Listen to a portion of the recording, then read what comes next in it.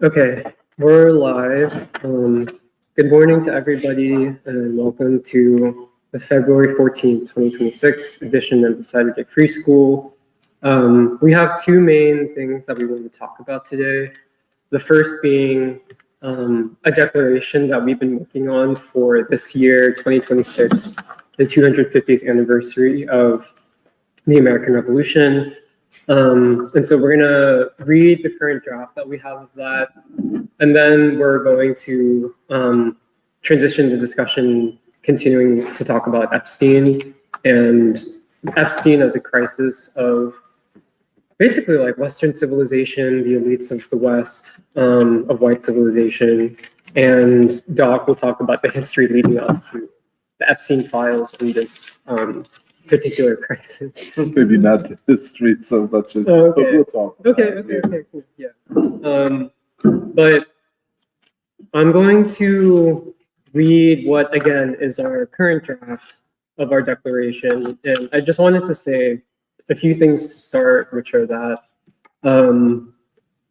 we have spent the past couple of weeks on Sundays in the planning for the 250th, kind of discussing like what are the main like ideological questions that we're taking up in this year, things that we've already been talking about in free school, and how can we distill that into a statement that for me really reflects what is free school's strong hand in this year and what we can really contribute to the people in this year who are looking at the quote unquote celebrations of America's 250th anniversary of its founding.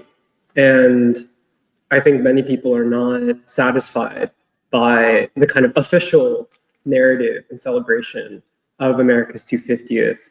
And the other thing I wanted to say is that or just a few other things, which are, as you listen to the draft, I think you'll probably hear different voices and different people. And this is obviously a culmination and almost a composite of different things that have come up in free school over the past like year or two, different things that people have said. Obviously, we're pulling a lot from history, from people like you boys and King especially, but also from, this is in dialogue basically with the original Declaration of Independence. And so as part of that, Doc had the idea to kind of frame it in the beginning as a dialogue, interestingly, between Martin Luther King and Thomas Jefferson. And so I'm interested to hear what people think about that. But it's kind of us trying to work out what is the right language for this? Who do we want to speak to? Obviously, we're speaking to the American people, but in essence, I think we were trying to really take this on as an assignment to see like, how would we speak to, let's say, congregants in Mother Bethel AME Church? How would we speak to members of the Nation of Islam? How would we speak to ordinary Black people, especially in Philadelphia, in a language that would actually resonate with them as representatives of the American people in becoming? And so I'll read it and Let me just say something before you get into it. Yeah. This is a very important document. I want to congratulate Jeremiah on what he has done. He's pulled together many threads of our thinking, and I think when you hear it, what you will hear is the free school speaking through and about the 250th anniversary of the Declaration of Independence. Now, of course, in talking about it, we had said, first of all, we have to define what is the audience for what we're trying to say and we'll be doing. And, immediately we excluded that part, that tiny part of the far, far, far, far left that is so nihilistic that they don't see a past or a future. And that's why the King Jefferson thing, the past and the future. The other thing is that it would be the height of political irresponsibility not to address this. What do I mean, political irresponsibility? It would have been to abdicate what we consider our responsibility to the American people and to ideological clarity. Because obviously, at the level of the ruling class, their interest is in obscuring everything and making it appear that this is all about 250 years ago and a few white men. Our claim is it was 250 years ago, yet unfulfilled. I think that comes out in the document.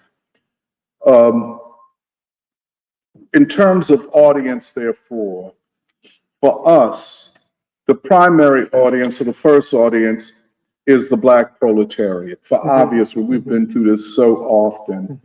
And so I think what you've written fits perfectly to the discourse that we hear regularly, for example, at Mother Bethel, or I think what we'll hear at Founders Day of the Nation of Islam this year, or for that matter, St. Thomas's African Episcopal Church, the second church founded based on the walkout.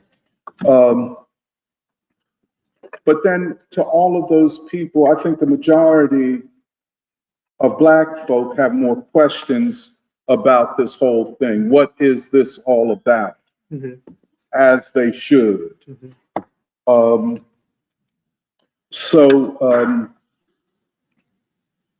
So all of that we'll have to consider. And as you said, this is a draft, it's not the final. If people have inputs they want to make, that's welcome. We got a little bit of time. We're not like usual up against the wall and have to get everything done, you know. Without going into any details, we see our first event in April,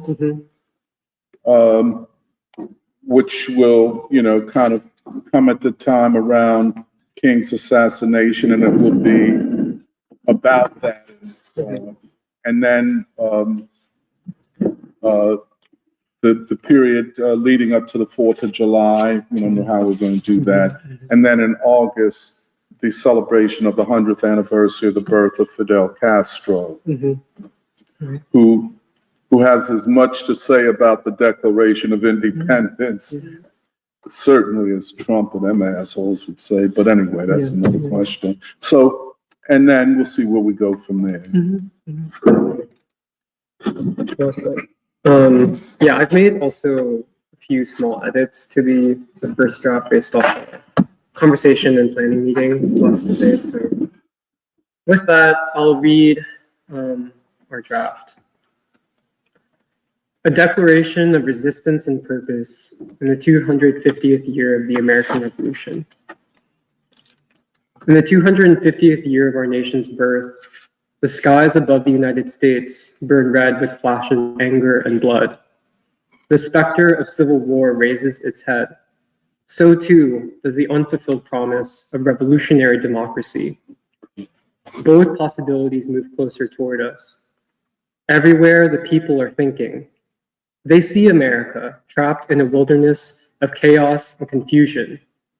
They know that change must come from their own hands. We hold these truths to be self-evident, that man is divine, that although he has unleashed enormous technological powers, he has yet to free himself. That of all human acts, the most sacred among them is an oppressed people's resistance to evil. That upon this basis, the American people can yet make the final leap that will usher in an age of humanity. We in Philadelphia, City of Revolution, declare this task to be our purpose. The American Revolution. Two voices speak to us in this moment, Thomas Jefferson and Martin Luther King Jr. One belongs to the past, The other beckons to the future. The American Revolution of 1776 changed the world, yet it was born twisted with contradiction, desecrating its own declaration of the equality of man. What Jefferson and his compatriots began, they could not complete. Democracy died except in the hearts of Black men and women. From this lineage and from the depths of oppression, Martin Luther King rises to the stage of world history. He stands at the center of the most profound revolution in our nation's life, the Black freedom movement of the 20th century. A man anointed by history and by the people. In the dialogue between Jefferson and King, it is King who has the last word. If this nation is to have a future, Martin Luther King is the door through which we must enter. He is the father of a new American people. It is his voice that we need most desperately. A nation in the wilderness. We assert that the American crisis is, in its deepest sense, a crisis of civilization, a total crisis of the Western way of life. The signs are all around us. Our rulers have shown their depravity before the eyes of the world. They behave as hounds of hell, cut loose from any semblance of morality or reason. Donald Trump is but one face of a dying white civilization, descending into civil war with itself. But what of the people? The majority of Americans reject the existing political system and its elites, but are uncertain of where to seek an alternative. For successive generations, they have been engulfed by waves of violence, poverty, and despair. Deliberate policies of deindustrialization have destroyed whole cities. It is nothing less than a program of collective punishment and manipulation. At the center are Black children and youth, condemned as criminals by a criminal society, placed under the iron law of a white supremacist system designed to suffocate their potential. Neither is white America immune. The widening afflictions of mental illness, addiction, and social nihilism cannot be explained as a mere economic problem.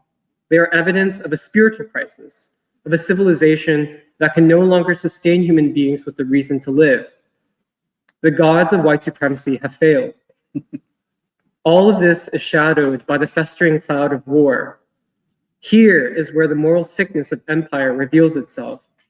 When an entire citizenry can see genocide and murder carried out in our name, and yet be induced to believe it is out of our hands. Is this not the desecration of democracy and basic morality? We know in our hearts that this society cannot long live while it gorges on the slaughter of innocents and the suppression of mankind. Indeed, humanity must judge us harshly, so long as we abdicate responsibility for the course our nation has taken as the greatest purveyor of violence and terror in the world. As America's wars come home in monstrous form, thought spreads among our people, including white folk confronted by the mirror of themselves. If this is whiteness, we want no part in it. Those who sought safety in the promises of white civilization have been left stranded in a vast wilderness. So the nation stumbles on, grasping for light. The gift of Black people. We do not, however, come into this crisis empty-handed. In the changing sea, there is one constant. That is Black people and their long struggle for freedom. W.E.B. Du Bois called it the gift of Africa to America, that force which inspires our nation toward its better self. The rejected stones of history now become, from the ranks of the poor, the disinherited, and the youth, the cornerstones of the future. Black people, who have never had illusions about this country, bring to America's 250th anniversary the gift of their historical experience and consciousness.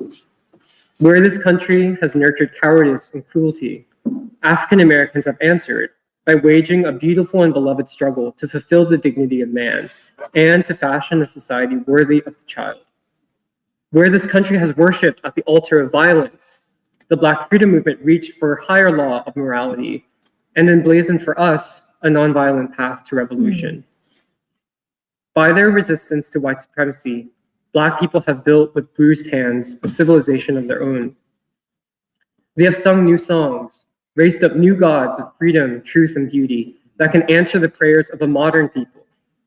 Black mothers and fathers, church ministers, and factory workers have all played a part, and forging a social system whose nature is to produce generations of freedom fighters. The greatest of all gifts has been the sacrifice made by the martyrs of Black people, such heroic figures as Emmett Till and Natasha McKenna, who become at their moment of death a link between mankind and the life eternal, the archetype of a new human being. In battle for a new civilization, we face a paradox never before seen in human history: two civilizations and one nation. We insist that our struggle in the 21st century must be seen exactly on those terms. All preceding revolutions in American life presented the people with an existential moral choice. If there are battle lines to be drawn today, let us mark them between a civilization that defiles and kills children and a civilization that cherishes every child as sacred. Neither a civil war between elites nor the slogan of economic class war can satisfy the deepest hunger of the people for change. The revolutionary spark that began in Philadelphia in 1776 has already been far surpassed in the century since. Our city has been forever changed by the Black freedom struggle. Here, best of all places, the Black proletariat have proven their capacity to govern. This is a Black city, and we are better for it. Now is the time for all institutions of the people to answer the call of history and uphold their responsibility to the people, not to play politics or seek fame, but to mobilize our communities into a new movement of civilization, what King called a revolution of values. Key to all this must be an all-humanity struggle for democracy. For too long, we have let the fate of civilization be dictated by courts of idiots and fools. The day has arrived when it must be claimed by the broadest mass of the people, intelligent and beautiful in their shared striving. We in the Saturday Free School for Philosophy and Black Liberation dedicate ourselves to a democratic struggle of ideas with the people to make such a movement possible. The future. Martin Luther King is right. We are confronted with the fierce urgency of now. Over the bleached bones and jumbled residues of numerous civilizations are written pathetic words, too late. Today, all people must choose the ground upon which they fight. In the final analysis, we agree with James Lawson, prophet of nonviolence, in placing our hopes with Black people as the bridge between a violent white civilization and a civilization that embraces world humanity. We take our stand with James Baldwin, who challenged America to become the last white nation in history. We affirm that every American of goodwill is called to join in that destiny. Let the age of Jefferson be seen among the stars of our history. Let the age of Martin Luther King be born. Let our people develop a moral criteria and vision to govern themselves. Most of all, let us rediscover our divine struggle for a new world. By it, we will realize the divine nature and purpose of man as revealed to us in the heart of the Black proletariat, answering the unanswered questions of the American experiment. Who is man and who is God? We who stand at the crossroads of time are now called to form a cosmic partnership with eternity, to build a new heaven and a new earth. We declare 2026 as a time to break silence, a time for the moral remaking of the American people.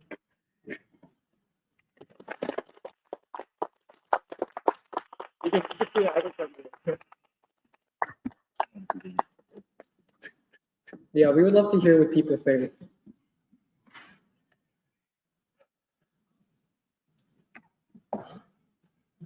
Yeah, I think that's a great statement. I think what's happening now is that the country is really having a whole sense of a crisis, like in its identity. Mm-hmm. And the white majority Mm-hmm. is coming to grips with modernity in the sense that new populations are coming into the general population and they don't want to lose privilege. Mm-hmm. So you're going through a transition, an economic transition from a central banking concept over to a digital currency. It's gradually going to happen because the debt is so great that even when the office of Doge was developed, Elon Musk made a statement that the interest on the debt is greater than the whole defense budget. And the debt has to be dealt with because really it's at a point now where it's a national security crisis. Let's stay with the document for the time being. But as far as the document is concerned, I believe that Philadelphia has been a black city, but it's been a black city of the proletariat, and their needs have not been met in the sense that they have not been developed to function in the new economy that's developed. If you look at the stats for where people are at, if you look at income levels, if you look at educational levels for the black community, they're still very low.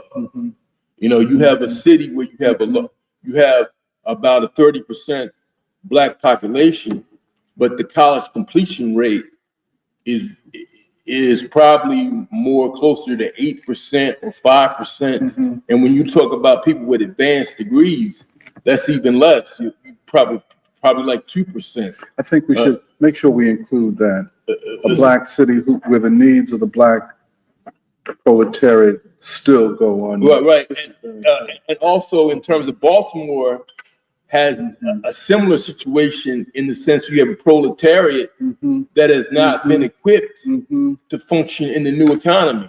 And you have a city where you have a people who have been in poverty for generations, yet you have black politicians that have been in office. Can I just say one, just to emphasize too, we have to get that part in there. It is a black city with all of this. Right. All of what he is saying, but we have to say, which then makes Philadelphia a center of what should be a quote revolutionary democracy. I think the most ironic thing about Philadelphia is you have all of these educational institutions such as Penn and Drexel and Temple, but yet you have such a large mass of uneducated black people. You have black people who have gone to the school district. Some of them have EDD degrees, PhDs, and I've known some of them, yet you still have a high dropout rate and you still have a large percentage of people who are not literate on grade level when they graduate from high school. So therefore they go through life where they're not really functional in the economy. They really can't advance through different jobs because they don't have a high rate of a sense of like a literacy where they can advance themselves, especially when it comes to math and science, which is really where a lot of the new cutting jobs are located. People are not kind of literate in those subjects, so therefore they cannot take on a computer science job or a job with a financial firm because they're not adept at that. So you have a lot of people who are pushed into city jobs or pushed into lower wage jobs with a lower skill level. And this has been going on for generations, you know, and it's a really what it is. It's a betrayal of the bourgeoisie, the black bourgeoisie, against the people who are in against the people who are in the working class or who are in the proletariat. They have betrayed them because what Du Bois talked about, the talented tenth, they didn't bootstrap up the rest of the black populace. They basically got into a kind of individual, and they got into like an individual mindset where they only wanted to deal with themselves and their family members, and they didn't want to help anybody else. And I have personally heard these things come from people who went to Lincoln, people who went to your school, people who went to Howard, people who went to some of the other historically black colleges.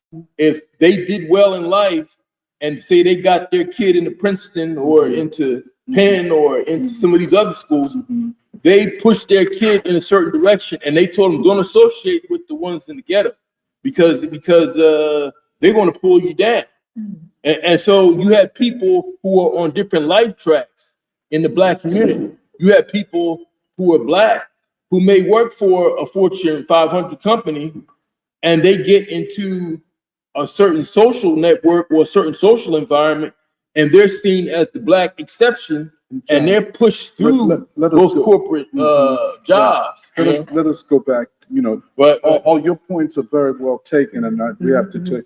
But let's see. Anybody else? Go ahead.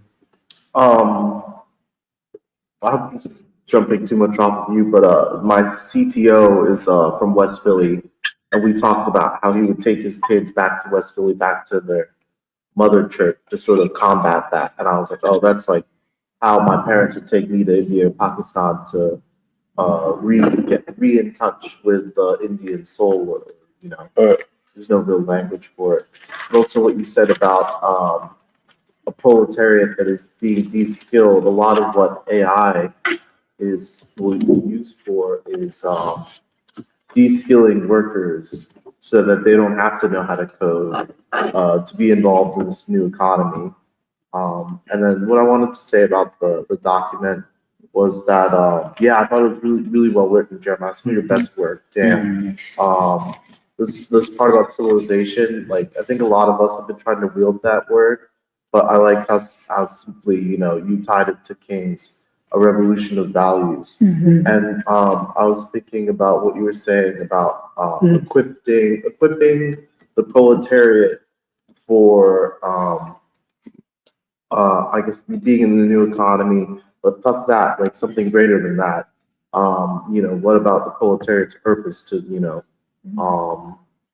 be conscious of itself, or, you know, to take its role, to the Black proletariat's role in, you know, reshaping America is something we're more interested in. And it made me think of Castro and, you know, what you were saying about the illiteracy in the city in Baltimore. People know how to read, but do they really know what they're reading? You know, are they expanding on it? Are they writing about it? Are they thinking about it? And, you know, in that way, I've been thinking about, you know, the preschool, because it's always hard when you meet someone who doesn't come to preschool to explain to them what is the preschool. And you just sort of go, oh, well, I go to a reading group on Saturday, and that's what it is. But that's not really what it is. You know, I think in the past we tried to address this by saying that preschool is a school of thought. And, you know, in that aspect, I appreciated how, you know, the Declaration, I don't know how to, I don't have the words for it, but it didn't have the language of, you know, a political manifesto. And so the other political organizations that I've been a part of would have. It was purely ideological statement, you know, and what do you mean by manifesto? If you look at what other documents, I'm talking about the far left. If you look at what other documents, what is the far left doing? Right. Like, you know, you have some people who are, you know, doing food service. This is what, you know, Adolf Reed says, these people retreat from ideology, so they just do the work. You know, Doc and I have plenty of friends who have done plenty of work. And they're very deeply unhappy about it, and they feel, you know, deeply betrayed and pessimistic. And the document is completely, you know, optimistic, and you know, it's declaring, you know, this is what the preschool does, declares a year of, you know, really renewing ideas. You know, not just, you know, ideas from the past. But this is sort of what the preschool does, is ideological work. You do the ideological work, you know. Because if it's okay if I share a little bit of this, I'm interested in what you meant by this document sounding not like your typical, like what you come to expect of like quote unquote political manifestos, because it is a good question. I know that in writing this, we were drawing upon a lot of inspiration. At least Jeremiah, you had read quite a few, like obviously the Declaration of Independence itself, but also we could add to that list like the John Brown Declaration of Liberty, as well as King's letter from Birmingham jail, a couple others, including his speech declaring his breaking of silence and standing against the war in Vietnam, and many others. And I feel like the one thing that I feel like we were working through, and I feel like we struck a really good balance ultimately, is like, even as I'm hearing this discussion, this one statement, I mean, many statements of this kind have become a list of petition for redresses, a list of grievances, and there's so many things to really like paint the picture of what has been the criminal state of, you know, the society and like this government, and like what really we could really paint a real picture of that, or like, you know, list points and that sort of thing. But at the same time, this one document cannot maybe list them all, but at the same time, you have to get to what is maybe that root, that civilizational crisis at all of those grievances, or, you know, things that we, you know, wake up and see every day, even in a city like this, and find absolutely appalling and abhorrent. You have to like, and in some ways, I think it is good that our document, we wondered if like, should it be that this document ultimately, and I could be not putting this in the best words, like putting the charges at the feet of like, you know, the ruling elite, or like that comes through in the document, but ultimately the role of the Black proletariat, or the role of the people that actually like create a new nation, actually like take up a moral calling, like to not wait, but to actually act now, and like appeal to, I think, the people's role in this time, I think is really good, because I think maybe that is what I get from what you're saying in terms of many manifestos, like, you know, decrying, blaming, you know, doing many things to point out the state of wrong, but not necessarily painting a picture what to do next, or like what is the people's role next. So I think that is where, like, especially the last paragraph, you know, like, let this age of Jefferson pass into history, let the age of King be born anew, like, let us make a new heaven and new earth. Like, it just starts to crescendo and build up, and I think it restores a lot of, I think, confidence in people to act, and I think that is what I really always really appreciated about the way you wrote this, Jeremiah. And I think more people should speak on that too, in that process. But also I was like paying a lot of attention to like the points where we, you know, we're very careful and like quoting from King, or quoting from Du Bois, or quoting from Baldwin and Lawson. And I think even now hearing it, it really jumped out at me, the line about like democracy dying in the heart, dying save in the hearts of like Black men and women. That is from Black Reconstruction, no? Yeah. And like in some ways that encapsulates something I think really special, and without like having to say in Black Reconstruction, this.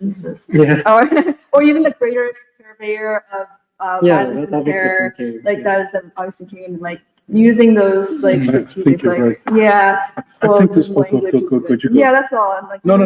Lawson and Baldwin's the last thing I was going to say. I know we were concerned about length, and we still are, but I agree with this. It might be valuable to use King or Du Bois, but as who said this, but I also agree John Brown's Declaration of Liberty. I think we should include that. Yeah, John Brown is important. And also the fact that the American empire was built on the decimation of the Native American populations, which is not talked about at all. We talk about Black America, but Black America was really polarized when they came into the cities. I don't know if you saw the movie Sinners. Let me just get this. Let me just. I don't want to cut you off, but I think this. The other thing is, I don't know how to get it, but I think you raise a good point. The state, the U.S. state. You said it has become a criminal state. I would not be against using that language. Maybe we'll see how it works. But I think this question of the U.S. state has to be, attention must be drawn to that. Well, I was just going to say that actually the point I was raising was more so that we had done a lot to synthesize so much of like King and so much of Du Bois and Baldwin, that I think the essence of it and the way it got worked in, I think I'm happy with. But at the same time, I do think many people may not necessarily like make those connections and whatnot. I think when you hear that language, maybe that is like the essence of it gets captured. So I know the essence, and I think the reason I thought it was very important, as you put it, is because, for the elite, the celebration of 1776 will be a celebration of men, certain men, and what we're saying, and I like the way you put it, let the epoch of King be born. But I think I would agree, if it works, I don't know that it would, that if we're,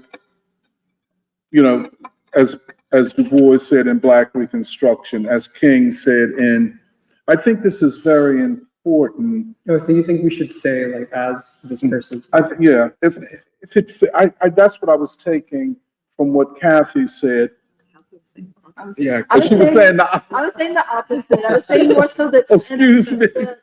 it's so imbued with the essence that you. Yeah, well, because some of it, like, it is true that sometimes it's like either a direct quote from like, Du Bois or King, or it's a paraphrase from one of their famous statements.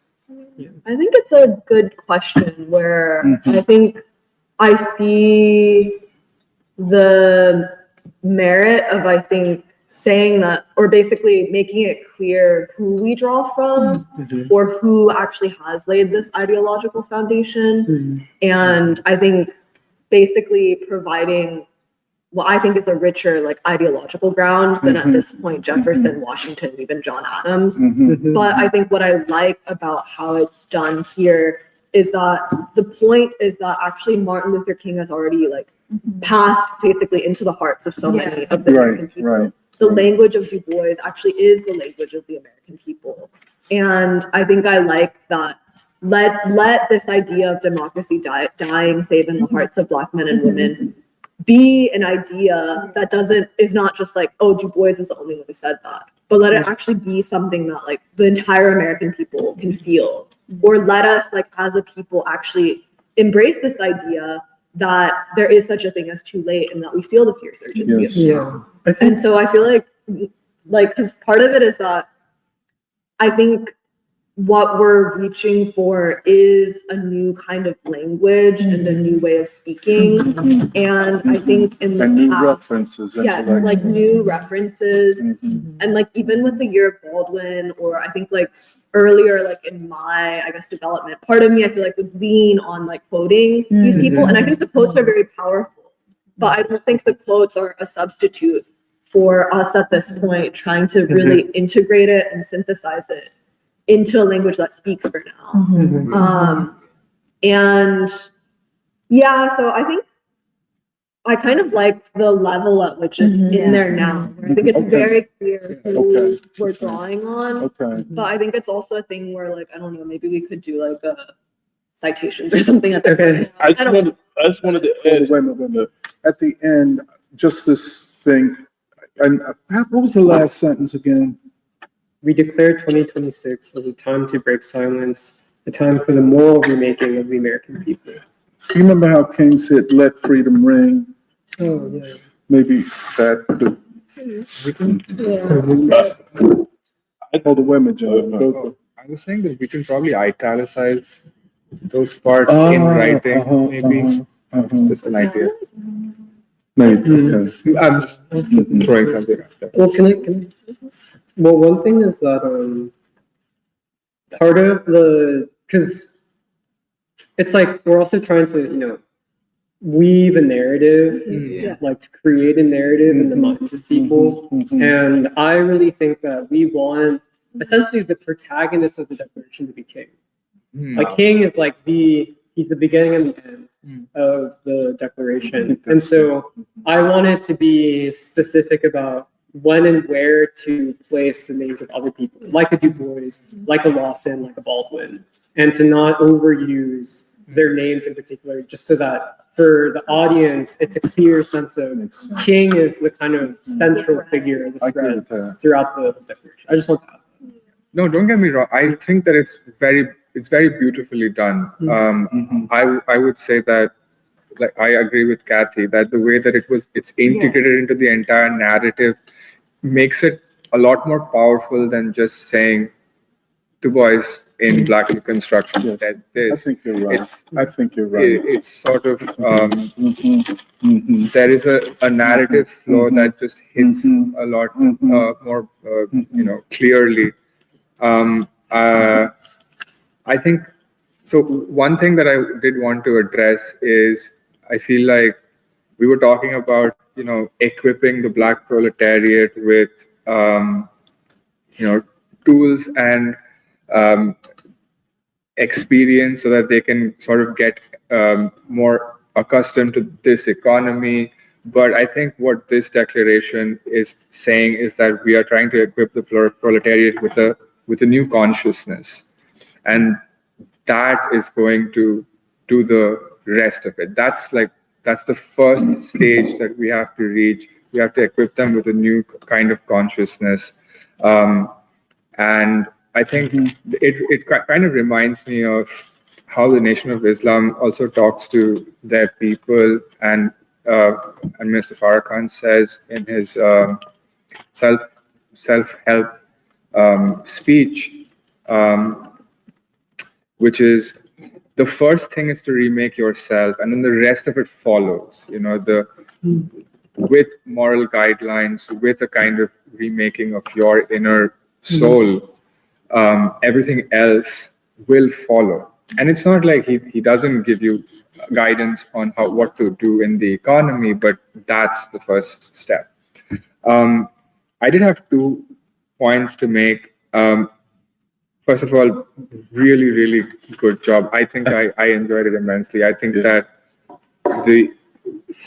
I feel like the entire flow was really good. But this is not a criticism. It's just what the 2 things I kind of wanted to hear in this, and I know we're struggling with length and everything, but the 2 things that I wanted to hear in this is one, in sort of the gift of Black people, the acknowledgement that music has been a fundamental part of the creation of Black civilization. The invention of the blue note, a note which is slightly off standard pitch to sort of convey deep emotion, and the bending of notes in jazz to provide a kind of direct conduit to the soul. I sort of resonate with that really powerfully. Like even art, and what Aaron Douglas or Jacob Lawrence have been able to contribute to this civilization in America, which is it's struggling to sort of raise its head all the time. I feel like in that respect, the gift of Black people is the gift of creating beauty and meaning out of suffering, and turning the pain of oppression into a kind of rhythm of liberation. And that is one thing that I really wanted to see in a declaration of 250 years of this kind of a civilization and potentiality, with all of these things together. And I guess the other thing that we've talked about a lot, which I wanted an acknowledgement of, is this concept of man must know man. And I think that, it sort of also comes through with the music and the art of Black people, which is all those contributions, directly or indirectly, serve the purpose of man gaining more knowledge about man. Yeah. You sure? Go ahead. Well, yeah, I think it's really great in its prophecy and its language and its content. And I agree with what everybody has said. I think I just wanted to emphasize a few things. The voice of King being very important to the document. And I think it reads like a document that is written following the assassination of King. Mhm. And that's what I mean by really that new prophetic language is we are speaking to the American people in this deepening moment of crisis. There's also something I was really influenced by that you had posted a few weeks ago, Doc, when you were talking about how this is a moment of deep anxiety for the American people, and it's a moment in which time feels that it's accelerating. And the possibilities for the American people, as you talk about in the document, could be the threat of civil war, of self-destruction, of violent insurrection, or could bend toward the path of nonviolent revolution, in which the people are finally able to develop and strategize a moral consciousness that can take us to the future of King. So I think, like I had said this in our planning meeting, but King's prophecy, especially in his later years, where he's saying community or chaos, the beloved community or self-destruction, I think that urgency and that motion is coming through in the document, which is very strong, and we should continue to develop that. Because I think to then use maybe like a Baldwinian angle, what I see this vision statement as also really doing is revealing the American people to themselves. And then this, I want to connect back to our discussion with the Epstein files, where more than ever, especially among sections of white Americans, we see that feeling of deep betrayal, that the narrative that the elite has sold to especially white Americans, they are throwing it off and they're rejecting it. And so the question becomes, will they be able to find their way to Black gods in order to find their way to the future? But like this thing of the American people searching for a moral consciousness, I think is very significant. And that, like for example, when you're talking about the manipulation and the assault of violence, culture, deindustrialization on the people over decades. All of that happens after King's assassination. And I think we have to convey that in 2026, the fragility of the elites has reached a qualitatively new stage, as has the severity of the American crisis. And hence the agency of the American people and their moral consciousness comes to the front again to say what will be the future of this nation. But I think like just a few more ideas that I wanted to emphasize that I thought were really important from the document. One, all of this with the purpose of reviewing the American people to themselves as revolutionary agents for the world struggle for revolutionary democracy is civilization. I think framing the struggle as on the terms of civilization is going to be very important. And I think this is something that the general 250th framing entirely misses. I think the second thing I wanted to emphasize is Could you say that once again? That's very, to frame it on the terms of civilization and what was it then you said? Well, which I think, well, you know, some of this is also, I want to emphasize something that you said earlier, which is it would be the height of political irresponsibility to not address the 250th in this moment. And I think that there is such an ideological vacuum in the way that the 250th is being framed, precisely because it is not responding to certain questions like that of civilization. Yes. And when we talk about civilization, I think what we're saying is, as the nation says, the white man's time is up, and the Epstein files prove that the white man is nothing but an anachronism at this point. And darker humanity has come much farther in the last century in basically advancing modernity. But the white man is immodern because the white man is immoral, you know? Out of time. Yeah, so I think that thing of like whiteness becoming very anachronistic, but us as the American people needing to embrace modernity is also something that should be emphasized. The other suggestion I wanted to make to connect the section between the gift of Black people and the age of King is something that, Doc, you had also mentioned in our planning meeting, the nonviolent path to revolution. because I think more than ever, we as Free School are able to strategize a theory, a method, a pathway of nonviolent resistance that can actually wield the weapon of the gift of Black people in order to usher us into the age of Yes. King. Yes. And then just a few more things. I think Philadelphia, as a city of revolution and also as a Black city, I think that's very important. And that's new language that has come from a lot of our work in the last year.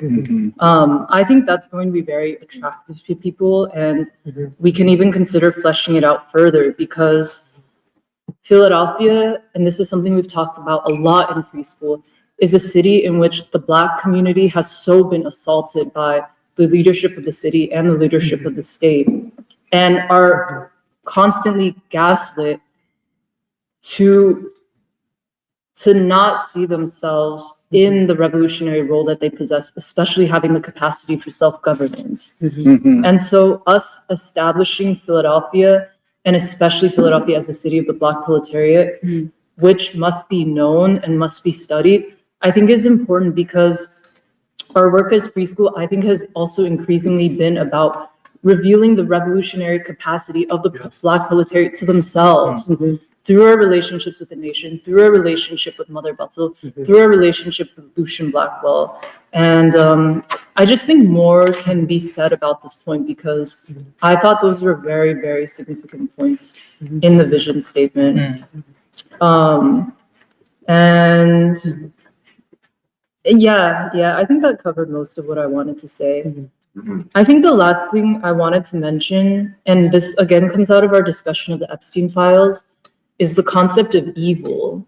And this is something that we had talked about at different points in 2025, but the question of, like, when does the white man become evil, or when did white supremacy become what it is today, which perhaps the rejection or the loss of inheriting King's legacy could only make possible.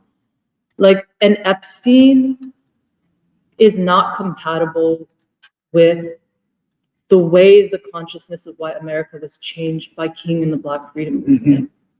So an Epstein could only be permitted to have developed because of a certain rejection or suppression of King and the Black freedom movement on behalf of the state.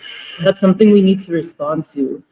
But then I think the way the Black Gods institutions, or even Lawson, takes on this question of evil becomes very important, because they all say the same thing, that it's essentially a nonviolent solution that comes from the unity of man's will with God's will to make this kingdom a kingdom of heaven on earth. So I think we're able to talk about the centrality of the moral choice or the moral question in new ways because of our ideological developments.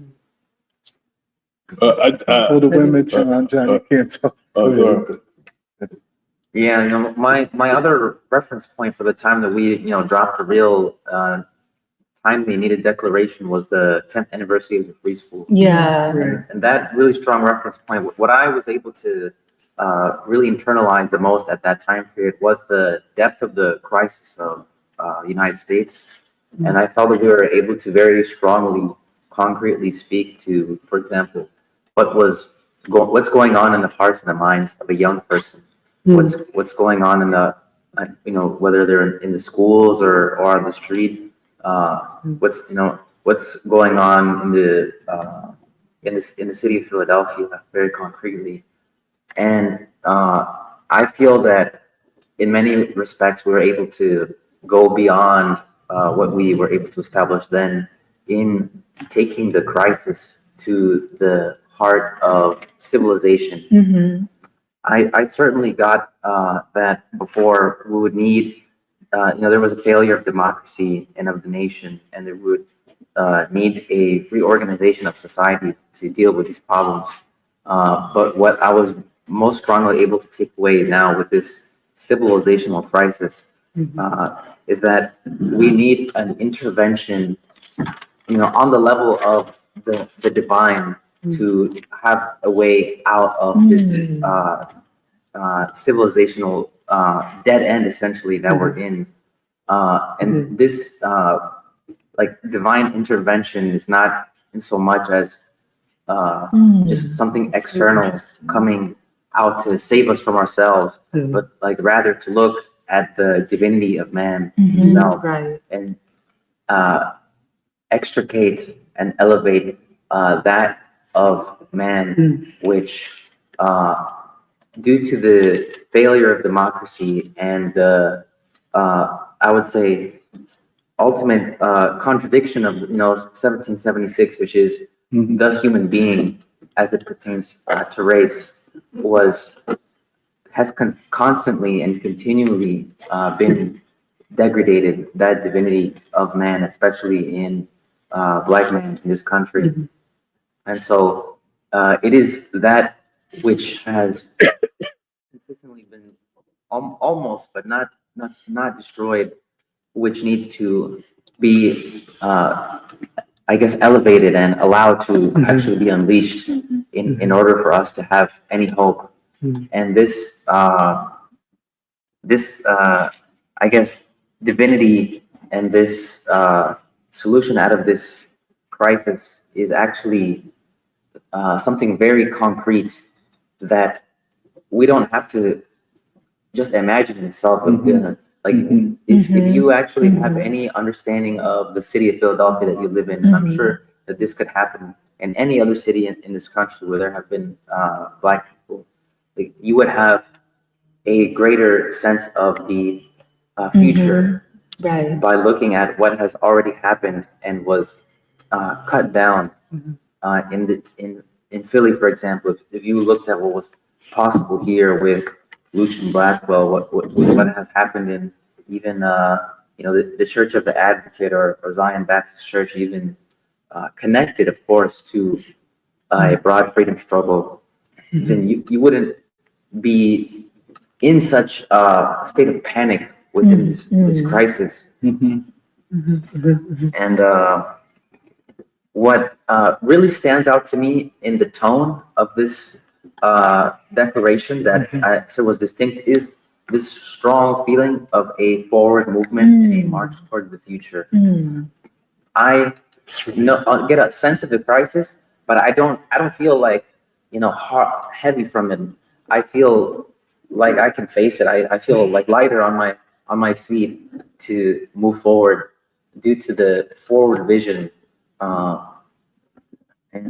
Yeah, I think it's important to keep that That's it.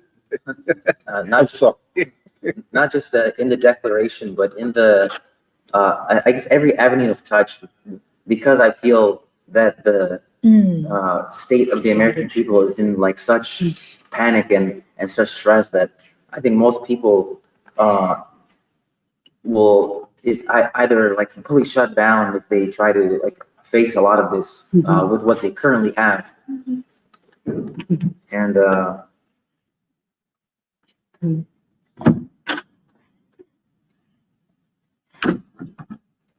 yeah, that's what I thought. Yeah, I think So,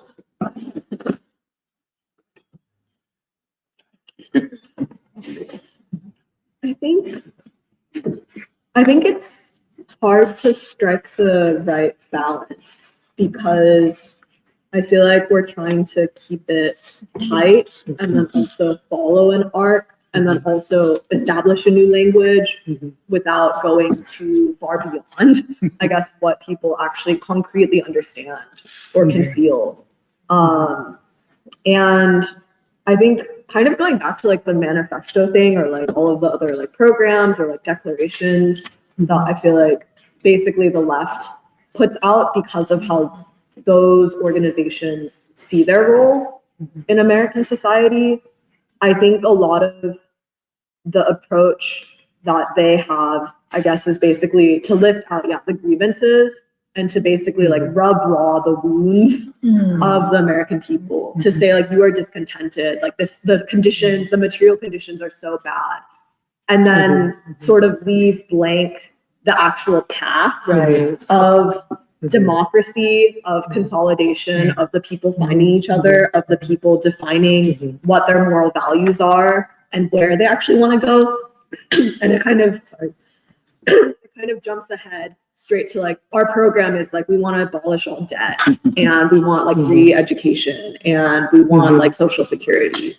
And I think it's very significant that we are not we're not jumping there. We're actually trying to basically do the work of helping the people find each other.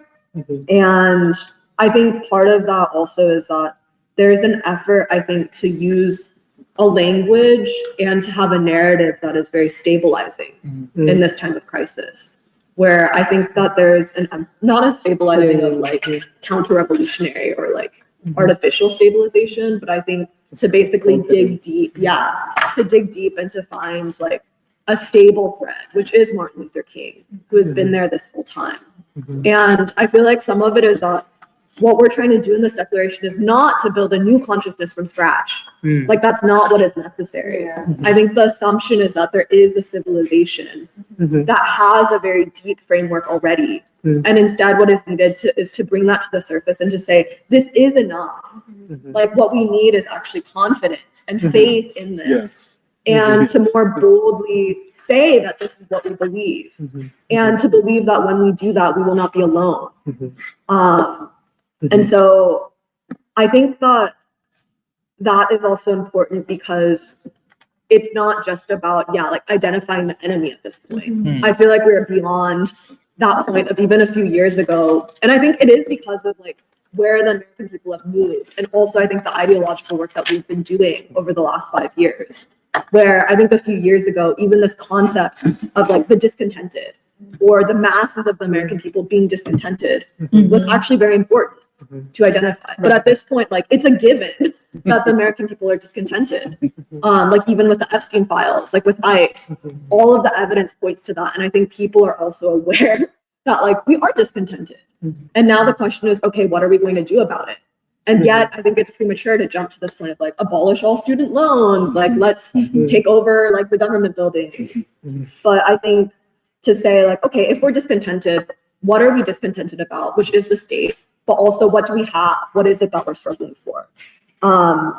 And I think that point is, like the ideological struggle and ideological clarity. But when we say ideological clarity, what we really mean is moral clarity. It's not like, what I like about the declaration is that it's not a like unnecessarily intellectual document where like, I feel like it's not just like listing out the entire history of the United States and saying like, this happened, this happened, this happened, but instead assuming that actually what matters is the moral voice, where let's go to the essential questions of like, okay, the American Revolution, if all men are created equal, what does that actually mean for today? And what does it mean that the founding fathers could never take it all the way? We're never interested in taking it all the way. In fact, did their very best to keep that question of slavery from erupting during the American Revolution. And I think lastly, I'm also interested, in this idea of like colored modernity, or like a universal sense of what it means to actually be equipped to face the future. And part of that like requires knowing where we stand in like world history or in the history of the country. But I think where it comes out and is important, I think is in like the language that we use. And so I don't have like any like specific suggestions, but I just appreciate that that's a very like sensitive, like it's a very like word by word like question. And I think King is the right person to be like the central protagonist, because I think of the way that he used language and was able to both, I think, draw on like basically the ancient, like the biblical, but to basically infuse it with new meaning. Like I was even thinking about his phrase, like, hew a stone of hope out of the mountain of despair. And I feel like that's also what we're basically trying to do, which is that there's enough despair. Like there is a mountain of despair, there's a mountain of discontent. But what we're trying to do is to basically carve like a rock of hope that can actually stabilize and anchor the American people through this time. And like on that note, I think that it's important that our sociological study of Black gods has made its way into the document, because I think it's actually thinking about, okay, like how do we bring in this moral clarity and this sense of what is sacred, what we cherish. And yet it's not just like the God of Thomas Jefferson or like this like inalienable creator thing. But then I think on that same note, what we've been talking about of actually being able to speak to the concrete reality of people in the city, what the people of Philadelphia have basically gone through in the last like 70 years, 60 years since King was assassinated, the deindustrialization, all of that. I think being able to speak to it in the right way is also like pretty important. But I think it's not like, I don't think what we're trying to do is just like list out like, oh my God, like all these people lost their jobs and like it's like it is bad. But to try to find a way that speaks to the seriousness of the situation without, like Eddie said, I guess like dragging people down into like the gloom of like, oh, it's so bad, it can never be improved. Yeah, I just wanted to add to what you said and what others have said, which is that when we were originally formulating the purpose of this declaration in the first place, like Kathy was saying, one of my questions was like, oh, like how much should we directly draw from the structure and the nature of the original declaration, which was essentially like, aside from the stuff at the beginning, which is the most famous, which we obviously drew from, like the all men are created equal thing, like the rest of the declaration is basically a list of the abuses of King George. And it's like, and I think that that was right for its time. Like that was enough for its time. But I think for us, we don't want it to just, as you guys were saying, to just be about the abuses of the ruling class, because everybody kind of knows that. But, and also it's like, you know, we can't, in the span of this declaration, we can't answer every single question or, you know, like flesh out every single idea, but we want it to be a conversation starter. We want people to actually like talk as a result of it and to talk with each other, to, like, you know, engage with us. And I think for me, that purpose is because we see the paramount, I mean, we say this all the time, but we see the paramount struggle of this time as the struggle of ideas. And it's like, that for us is even the meaning of what would be a movement for civilization, a new movement of civilization, like the revolution of values that King talked about. And I think that I don't know, I just feel like that's important to say. And the other thing is, yeah, it wasn't just King though, because I was drawing from like a lot of different places. Like I don't know if it's the right language yet, but even the part where we use the term, the hounds of hell, that's from Thurman, because Thurman uses that term and Jesus and Disinherited. It's like there are three hounds of hell that kind of dog the footsteps of the people, especially of the oppressed. And then the other place that I was drawing from was the Minister Ishmael interview, where one of the things I really thought was so beautiful about that interview was Minister Ishmael says, he's like, there's no other people whose hearts have been made like ours. Like he says something like, no other people have had hearts made like Black people, like hearts that forgive, hearts that are able to see like basically all of humanity and not just like their own people.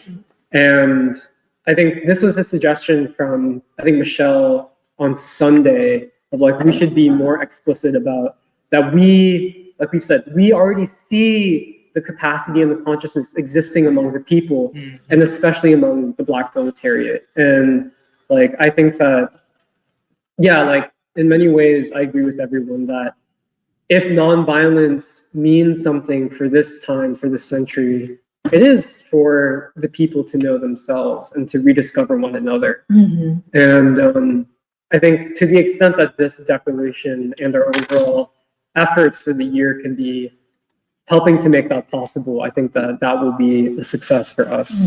And yeah, I agree with others too, that like without being too intellectual or abstract or dogmatic about it, we are saying that we see the crisis of this time as a civilizational crisis. And we're trying to, without being dry, to try to inject our vision of what it will take to overcome a crisis that everyone recognizes as a crisis. And for us, like, it is clear we don't see it through just the kind of conventional formula of like class struggle, if everyone realized that they're workers and yada, you know, that whole thing. and that like we're trying to put forward what essentially is like for us would be like a new language, new knowledge, like a new revolutionary science, which we see as kind of intertwined with this question of civilization, which draws from all preceding revolutionary thought, especially in the 20th century and before. But for us, like we think that the greatest inheritance does come from a king and from a Lawson, and that has not yet been fully explored yet. I just wonder if I could make this one quick comment. Quickly, John. Like I'm not trying to impose on your meeting, No. but I just want to, you had mentioned Mr. Blackwell. I'm not trying to take away from his legacy, but in the scope of national civil rights, King was viewed as being a gifted orator. He was like a golden child in the field of ministry. He went to college at 15 and he got a PhD at like 26. So he came from a family of ministers in the city of Atlanta. But in the scope of national civil rights, you have to look at names like Thurgood Marshall, Brown versus Board of Education. John, they were just when they said Lucian Black, but they were talking about Lucian Blackwell Library. That's what they were talking about. But I'm just saying, in terms of the whole scope of national civil rights, King, when at the end of his life, he realized that America was a burning house, and he had tried to put Black people into a burning house. He realized that America was eventually going to go down, and he realized his scope, his thing about integration might not fully work, because when they decided Brown versus Board of Education, that's when they tried to integrate the public schools. That never fully went through. Even today, most of the public schools happen to be segregated even today, especially along economic lines. So if you're Black and you have money, sometimes you can go into a wealthier school district, or you can send your kid to a private school. But if you're Black and you're poor, you're stuck in the neighborhood schools. So the neighborhood schools don't get the resources. So you have to look at Thurgood Marshall. Then you have Adam Clayton Powell. He was a congressman out of New York. He was writing a lot of the civil rights laws at that time, and he was a rival to King. And he was a Black man, but he appeared as being white because of the fact that he had a lot of white ancestry. But he was writing a lot of the laws at that time, and King happened to come along, and he was a gifted orator, and they made him the vanguard of the civil rights movement. So he became the leader because he had that gift of oratory. He could speak very well, and in fact, he was such a young man, and he came into the fold. But when he started to get into the Vietnam War, when he started to criticize that, and when he started to talk about the economic situation of America, when he started to get into labor rights, they thought he was aligned with the Communist Party. He was investigated by the FBI for a very long time because they thought he was aligned with Marxists and the Communist Party. The FBI put wiretaps on him. They found out he was having extramarital affairs against his wife, and like all these other things came out. Wait a minute, John. Wait a minute. Let's not go into all that right now. But in terms of that, a lot of this is FBI propaganda. But let me just go because we're gonna come back to that because this is a very important question. Well, I wanted to build on something that you guys, Mary and Jeremiah, had been saying, and also Shantanu and Eddie. Actually, I think the point that Shantanu brought up about for man to know man is something that, whether or not it makes it in this document, we should continue considering in the scope of 250, because I think something that we can maybe consider developing for this document is situating the 250th or the American Revolutionary process as a part of the world revolutionary process more so. Because if America is to become the last white nation, it means that it will become a darker nation. So the question is, what is the modern darker nation? Can I ask a question, just a small one? Sure. This America is the last white nation. Are we basically saying America the last nation that needs whiteness? Which is kind of a little bit different Mhm. But I think that's what Mhm. probably Baldwin may have been meaning. Say more what you're thinking. Just, I think if you say it is the last nation that will need whiteness, it gives it a foundation. Whereas if you say America is the last white nation, it's not, it can be interpreted in many ways. If you say it's the last nation that will need whiteness, Because the but we question, can, I mean, that's another, but I just, so if we see the existential battle today as a battle of two civilizations right, in in this one nation, nation. then the question is, if the American people are able to overcome this battle against white civilization and to resolve the problem of the color line, how will it affect the worldwide white supremacist social system? Absolutely. And so Yes. much of the democratic capacity and the democratic consciousness of world humanity would be freed as a result There's no two of the ways about revolutionary it. struggle in America. There's no two ways So about this question of for man to know man, it. I see it also as a question of what would make intercivilizational unity possible. Because with the assault on the Black community, which Lawson said would be the bridge between Afro-America, genuine American civilization, and world civilization, that bridge has been deliberately burned by the state. So the American state has played a very insidious role in mediating the relationship between American civilization and world civilization. So I think, I just think this piece for man to know man and how it would be concretized or strategized. I think also, as Shantanu had mentioned, through, for example, art and culture is something that we can consider building on. And then the other thing I wanted to bring up, I think, just this point, Eddie, you had made about taking the crisis into the heart of civilization.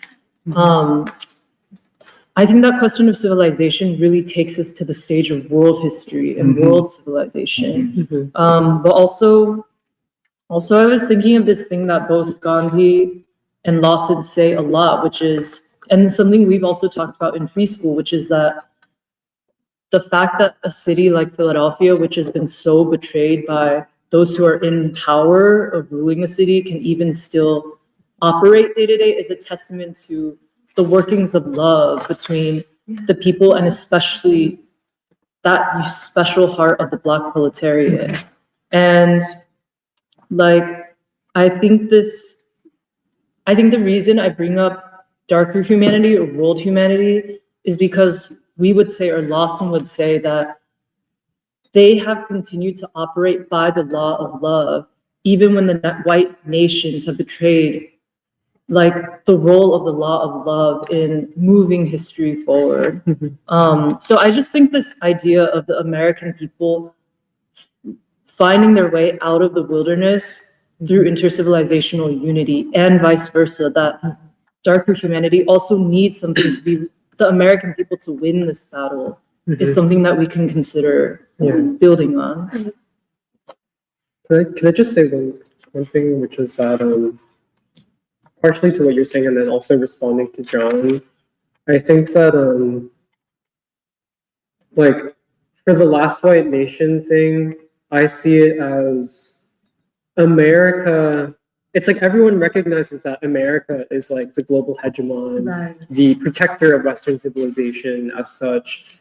And for America to take that leap to abandon whiteness and white civilization would mean that nowhere, no country on earth would be able to claim basically that idea of basically white supremacist civilization. Because America is basically that, the newest country, the last country, which emerged out of basically the rise of Europe, and which has become basically also the guarantor of Europe, the protector of quote unquote white. I mean, that's literally what Trump is talking about. America, why should America care what's happening in Europe, except for the fact that they're concerned about essentially, the erasure of white civilization. And so for Americans to make that leap would be world changing because of the objective role that the United States has in the world and its place in the center of what is now currently this dying white civilization that we're talking about. And then I think to respond to John, I think that you are right that like, I guess part of how I understood what you were saying is that part of why all of these celebrations of the 250th and of 1776 are dysfunctional and are hollow is because in order to get to 1776, you have to go through the period of the Black Freedom Movement. There's no way that you can even understand anything about what the nation's founding meant without basically going through that gauntlet of essentially what did the Third American Revolution mean? Like what did, I mean, also Reconstruction, but especially for us, because it is the last, I mean, this is us, like this, I'm getting this from Lawson, but that like, this was the greatest revolution in American history. And I don't think many people, I don't know, it's like part of what I want to try to communicate is that like, I'm pretty convinced that we have not yet made sense of what this past American Revolution meant, what the Civil Rights Movement meant, what the Black Freedom Movement meant. And in the same way, I'm like, that's also why like, I'm pretty convinced that I don't think we even understand what nonviolence means. Right. Like no one has really taken up that task of trying to really synthesize and clarify what does nonviolence really mean, aside from the caricatures that we see from essentially like American history textbooks. Right. And from even also our own biases as, you know, part of quote unquote the left of whatever, or the right. And I think that in many ways, in order to even settle the question of the meaning of the nation's founding, you have to do that by settling the question of who was Martin Luther King? What does he represent for us? Like, what does nonviolence mean for us? And I don't think that those questions have been settled in the way that, like, you know, when we talk about the nation has not yet grieved the assassination of King, part of the whole process of grieving is even making meaning out of what that person's death represented, out of what that person's life represented. And I'm convinced that we have not done that. Like the American people have not done that. And I just want to, I don't know, I feel like that's where really, like, if there are those unsettled questions, like that's where we want to take the battleground. That's the terrain that we want to establish. Well, this whole thing. John, let Eddie come in, man. Yeah. You know, I'm situating, I know previously, my last comment, I was situating this document in the timeline right now. Yeah. And then I'm situating like the original Declaration of Independence in its time and its zeitgeist, which is really like the infancy of both Europe and earlier stage of human history, where you know you're grappling with ideas of like John Locke about what is the society, what is the social contract. You know, we want a certain protection from nature and from other people, and then making a certain assumption about what and proposition for what, like the rights of what a human being should, the rights of a person should be under government, the rights of the government itself and egresses, and what I feel is so much more worthy and complete call right now out of this is not just this like systematic change, but what you guys emphasize about this cosmic partnership with humanity and eternity, which you already I think have something to work with towards that, which includes nonviolence, which gives you a path forward for freedom, a method for freedom today. And this cosmic partnership with humanity is our human completion that we have not been able to achieve in this nation due to the color line and all those contradictions. And this call for cosmic partnership with eternity, I think, includes the need for man to know man. And how do I put this? I think it is a truer call for democracy because it, unlike previously where it was, you know, a concern for rights, I think it like puts forward on the table the democratic and revolutionary capacity of each human being in society to make freedom real in this time.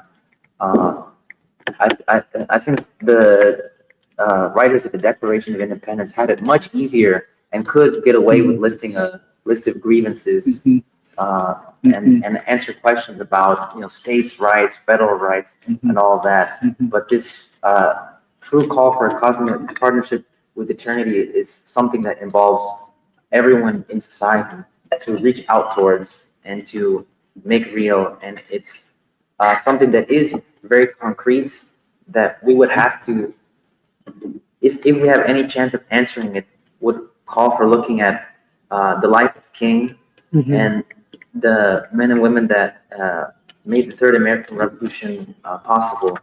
But I think it would, ultimately empower everyone as an agent of change right now. It would be that human uplift, and I think it would, like I said previously, with the call for rights and government back then.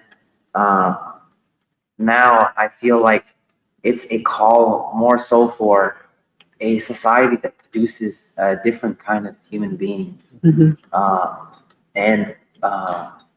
I just don't know how to say it, but I feel like that is I what think you said we're it calling for. very well. I think it is abundantly clear that King is the superior thinker, the superior man up against Jefferson. And that's not to take anything away from Jefferson. King, and I agree with everything that's being said, but I'm making a case for the fact that this is a declaration, and I want to congratulate you on the uses of language, your creative use of language in this.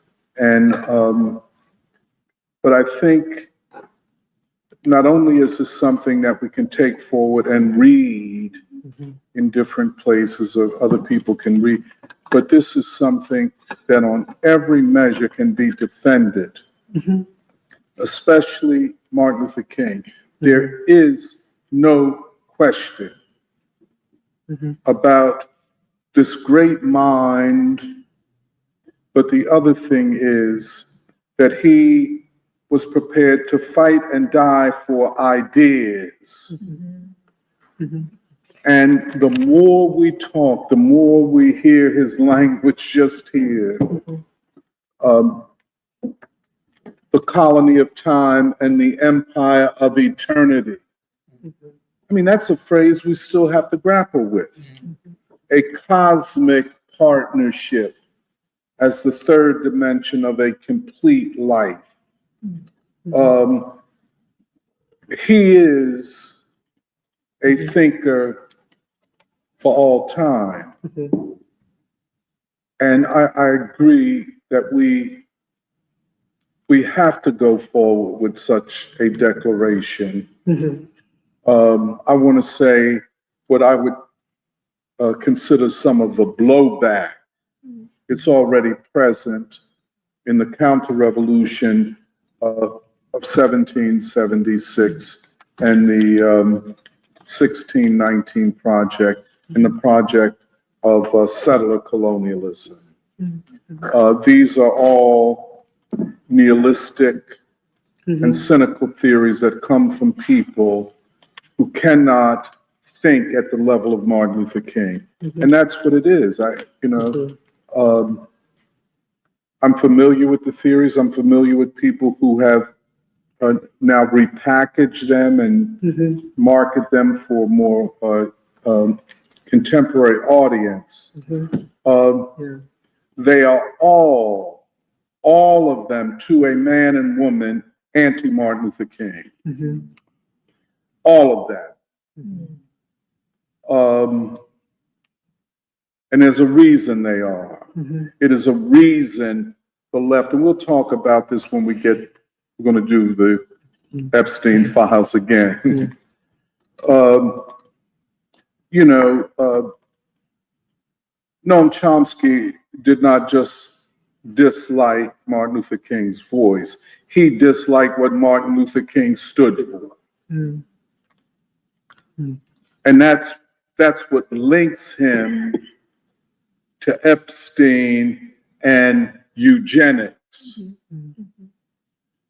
These are hard and difficult, well, not that hard, not that difficult, but these are things that we must know and we must talk about. Mm. The other thing, just so we enter this year, this declaration, with a sense that we believe there is a sky, that the crisis is an opportunity. And this won't be the first crisis, but the other thing my last point is this. Sven Beckert, and I think we want to do a 2-day symposium on the book sometime in March, but he calls it capitalist civilization. And that is a way to get around the essence of what this civilization that we're dealing with is. Because he not only calls this capitalist civilization, but he says that capitalism is the most revolutionary system that has ever existed and continues to be revolutionary. So we're bound for at least the foreseeable future to capitalist civilization. But if it is white civilization, then the calculus is different. But I think we have to be confident. I think what we've discussed here and the way we're discussing these ideas means that we can do what has to be done. And I know some people are going out to Savior's Day next week. This will be very important. I hope when we go out there with our listening caps and that we listen carefully to what is being said, because we want to know how people think, how they articulate ideas. This is a great ideological moment of reckoning in this country. You know what I'm saying? And at one time you could have dismissed the Nation of Islam. Today you can't. It's right at the core of this discussion. And it's recognized not only by Black people, it's recognized by the American nation and by scores of white people who have concluded this white thing ain't working. And I don't want to be identified with it. And many are saying, can I get into the Nation of Islam? And they're saying, not yet. Not yet, you got to wait. A few of them. Huh? A few of them. No. Few of them have attended Savior's Day. Yeah, but that's a whole nother question. But this is huge. So when we go to Mother Bethel, I know it's for us a listening, learning experience. How is Reverend Cavanis speaking? How is she formulating? What is the congregations? And so in Savior's Day, there'll be thousands of people, and we must hear. We must listen. We must, as they say, we must be on post. Yeah, because I feel like institutions like the Nation of Islam or Mother Bethel, it's like they're mirrors for us in the way that we can also be mirrors for them. In the sense that, like, there's no other, aside from us, there's no other group in the United States that talks about civilization in the way that the Nation of Islam does. Like, they are the people, aside from basically the only other group I know is Free School. And they are people who have a very rich, developed, mature discourse of the concept of civilization. And evolving. And that's what that interview with Reverend Minister Ishmael shows. Because believe me, the second resurrection is different than the first. And this stage of the second resurrection is different than the early stages of the second resurrection. These are thinking people.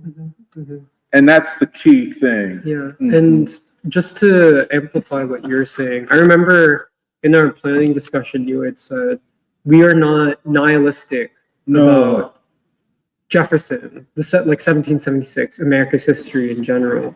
And I think that that's really important because it gets to the whole even question of Martin Luther King, where it's like, how was it that a figure like King, or let's say even a figure like Lawson, like what is it that they were able to see in the original promise of the Declaration of Independence or in the First American Revolution?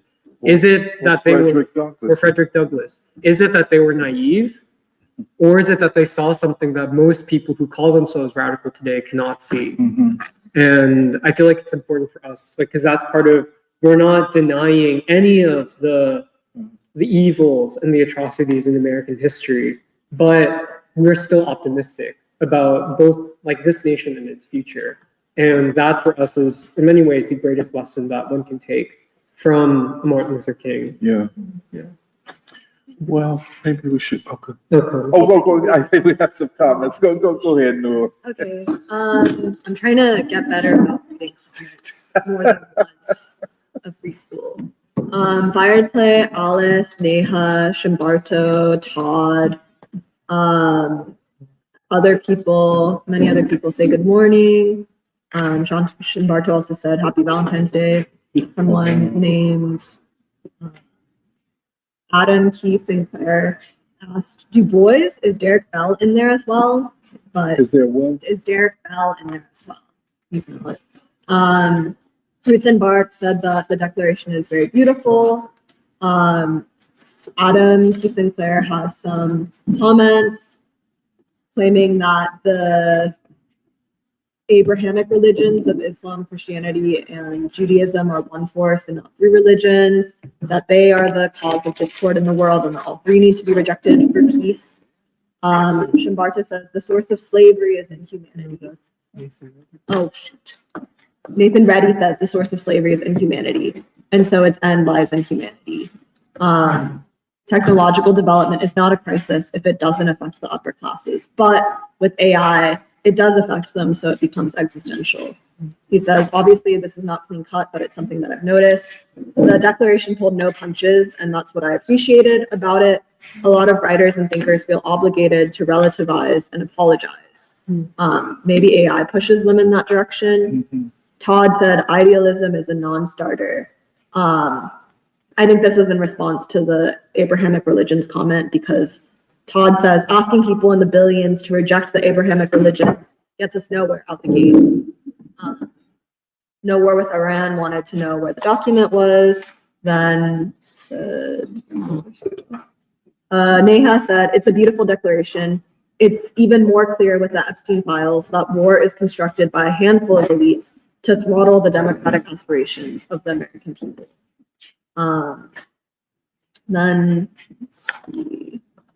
AI is the latest iteration of the collective punishment of the American people, similar to the process of deindustrialization, because they say no to war and empire.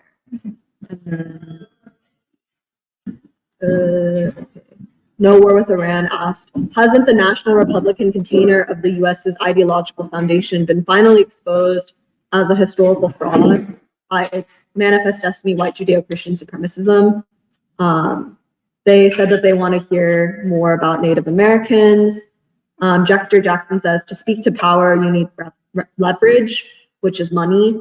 We need something to threaten power with, else we come to their table begging, which is a losing game. No War with Iran also said, sorry, we need to talk about American genocidal capitalism, not the divinity of man. But then, let's see. No War with Iran said, George Washington was subverting Pennsylvania's anti-slavery laws when he rotated his enslaved humans from Monticello to Philly, the Philly White House. And this is interesting. Then they said, Simon Bolivar morally towered over George Washington on this question. Yeah, I mean, which is, definitely true. we're not disagreeing with that. Jeffrey Jackson said, don't write your congressman. His trash can is overflowing. Nathan Reddy said, you don't necessarily need institutional power to take a moral stand. That's part of people-powered revolution, not procedural democracy. Jeffrey Jackson thinks that King would have been squashed if not for the counterpoint of Malcolm X, who provided a threat to power. Then, let's see, says, F, the left and right, black, white bullshit. We're too unique and diverse for such binaries. No War with Iran says, J. Edgar Hoover was a top conspirator who organized MLK's assassination and cover-up. And then there is a conversation about Starlink. Let's see. Oh, No War with Iran also said, the United Kingdom, Australia, and Canada, and the European Union all also need whiteness as the US capitalist empire's satellites. But I think when we were discussing the last white nation, we talked about the US as the center of all of that, basically the linchpin or the first domino. Okay. The Trump-Clinton-Epstein files reveals to the non-Western world that the Western empire has forfeited any moral right to lead humanity into the future. Yeah. Let's see. Nathan Reddy says, the last white nation to me refers to the obvious growing non-white population, but also its ultimate refusal of white values and taking up of human values. Then, Brother Gregory said, thank you, Dr. Montero, for your sober and supportive words of the Nation of Islam and our upcoming special Savior's Day convention. Yeah. And then M. Sparks said, happy Valentine's Day. Okay. Epstein files? Yeah, now we move to Epstein. Okay, now we move to the Epstein. Undo that. Okay, you're ready to. Yeah. I think it's a charge. Well, I think it's unavoidable that we return to the Epstein files, and that we ask the right questions and frame this whole crisis in the right manner. I don't know how many people saw Pam Bondi testifying before a House committee last week. She was acting like something out of a Harry Potter movie. Like, I mean, that shrill voice, that attempt to act outraged and acting, a bad actor. But she functioned in a certain way because there is more to this than she or the ruling elite are prepared to talk about and want to obscure. But she's not the only one. The mainstream media is obscuring this. If this were just about pedophiles and pedophilia, they would have no problem. If this were just about Jeffrey Epstein, as we think we know him, there would not be a problem. It is about pedophilia, but only in a very small way. I think in historical time, the pedophilia question will be a footnote to a larger question. The other thing is 3 million files have been released. We're told that there are 3 million more. There's a lot of redaction. But even if we had the 6 million documents, and even if everything was unredacted, we still are only looking at the tip of the iceberg, because the emails, and that's what they are, emails, and you know how emailing is, you don't say everything, you only, and then when you're emailing among friends or texting among friends, you don't say all that you want to say because you don't have time to write it all out or whatever. What were these emails only suggest something about more extensive and real conversations between these people. But what have we learned thus far?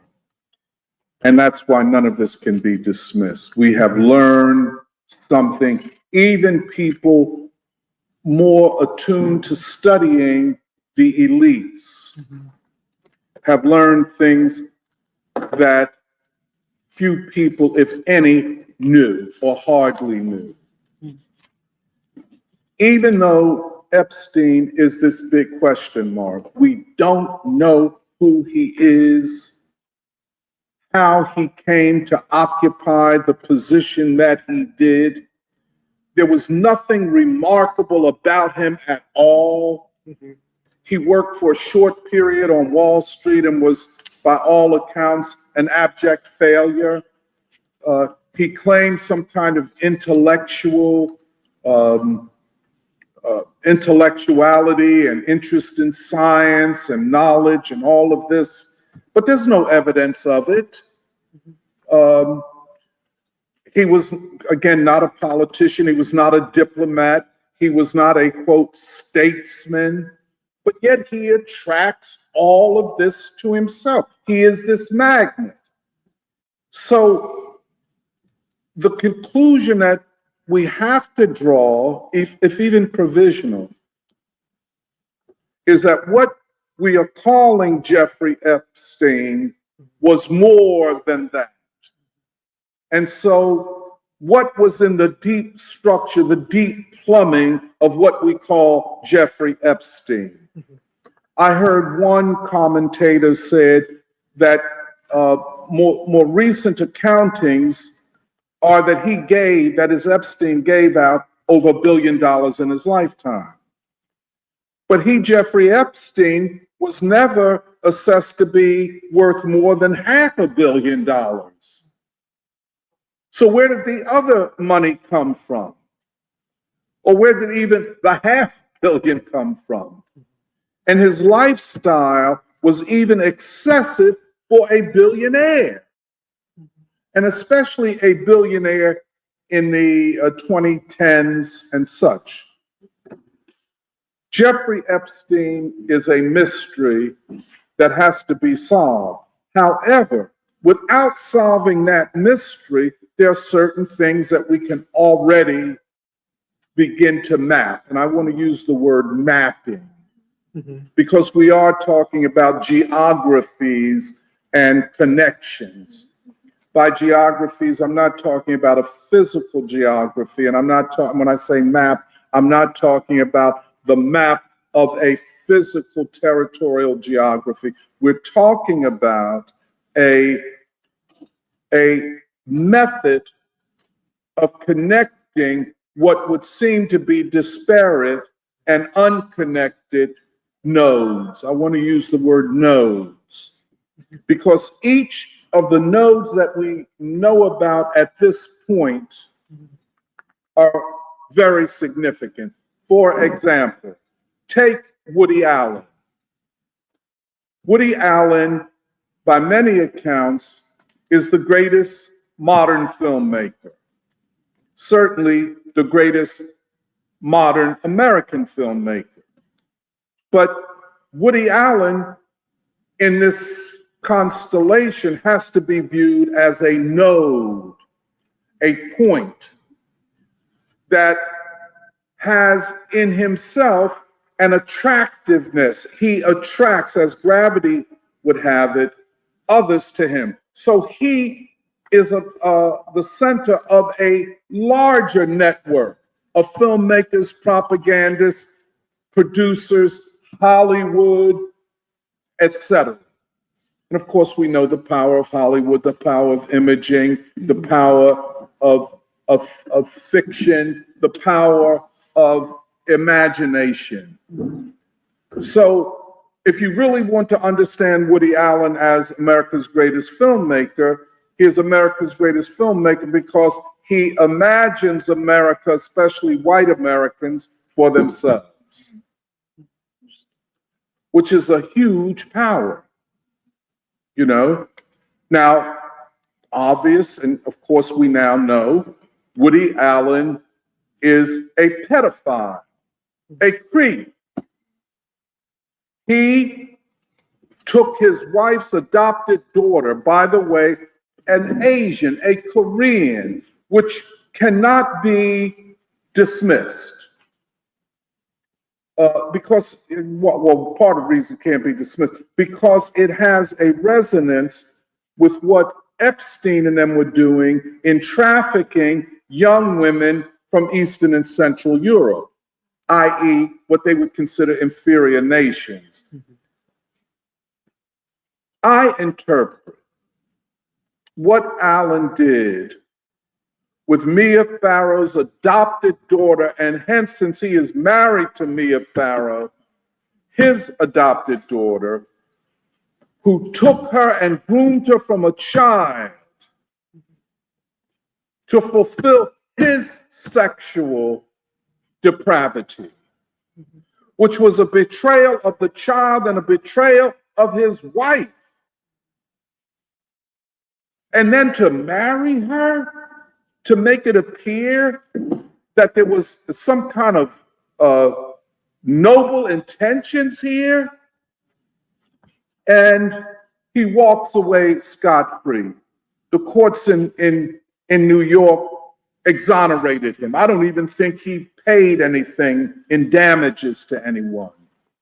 But nonetheless, he is a powerful node in this constellation.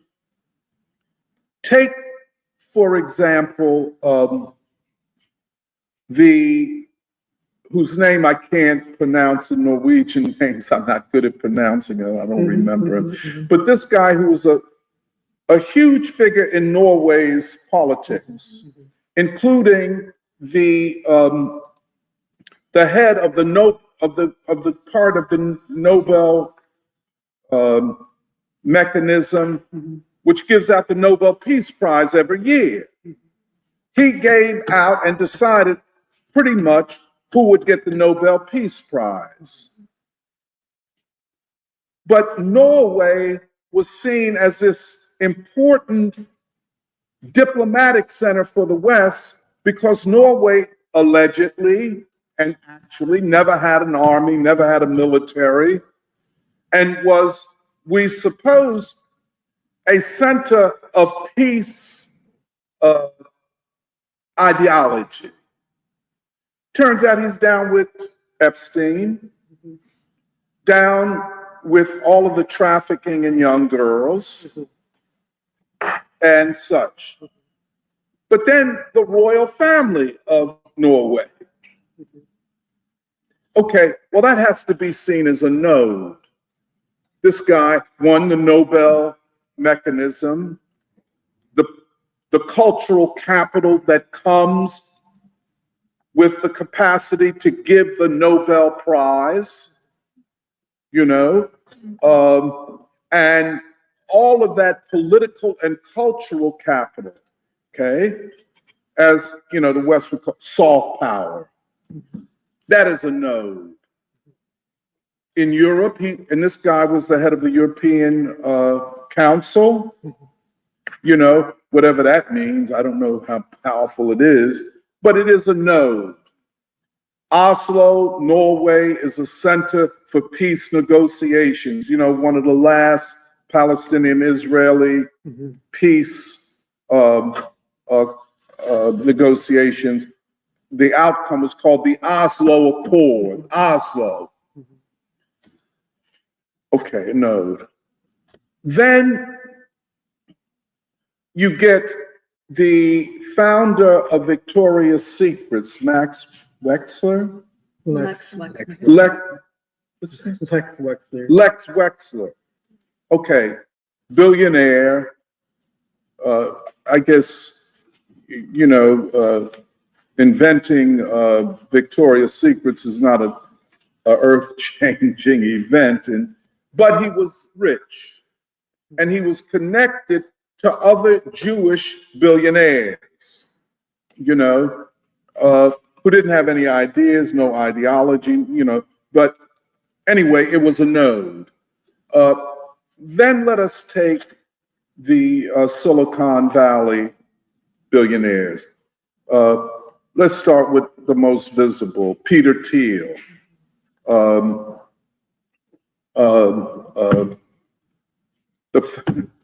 The founders of X, and then the founders of Facebook. Elon Musk. Musk. Musk and not Musk, the founders of X, not Musk. The founders of Twitter. You know, Jack Dorsey. yeah. But that's a node. Whether Silicon Valley is a node in itself, I don't know that we would. But let's say it is. The 30% of the value of Wall Street is based on Silicon Valley corporations. That is one of the most powerful nodes in the economic trajectory of capitalism, because now with AI and these data centers and all of that, let's put them, I guess we would have to draw that node a little bit larger.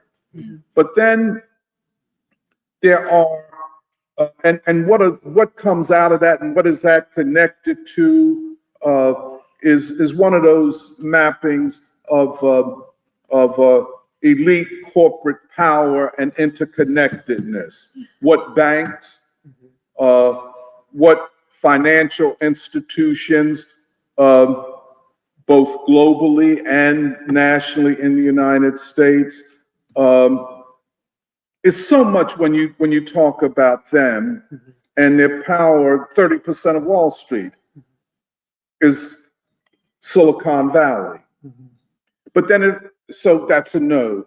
Then there's the Wall Street bankers, Barclays Bank, which is British, but nonetheless, Wall Street. Goldman Sachs and its CEO. I would say that in many ways, there are several nodes that we could say are Wall Street, traditional Wall Street banks, and so on and so forth. Now, there's one other. Chase. Chase. The founder of Chase. Baby Diamond. I was saying Chase. The Chase, yeah, definitely. Definitely. But then there is Noam Chomsky, and he is coming off to be a bigger player in all of this than we knew. His, as a public and cultural figure, I would say his node would be even larger than Woody Allen's. We can argue that. Then we take the scientific and academic worlds, where in some ways Epstein had a larger than we can imagine impact. For the moment, I'm kind of separating Noam Chomsky from them. Here, I want to talk about two areas: string theory and theoretical physics, and eugenics. Eugenics is what at one time we called scientific racism. It is, well, the use of biological evolutionary science to justify racial inequality and to say it is natural and built into the biology and genetics of the human population. These are separate. But what we saw, well, the node of string theory, let me just start there.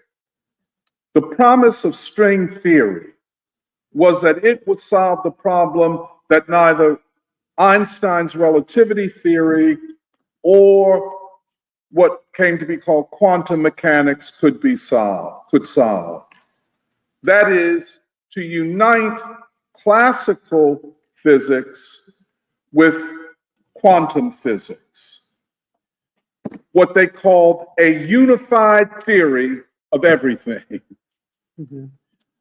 If that could have been achieved, it would have established those who achieved this as the greatest geniuses of all time. Now, you know, this genius hierarchy is a big part of the Epstein movement.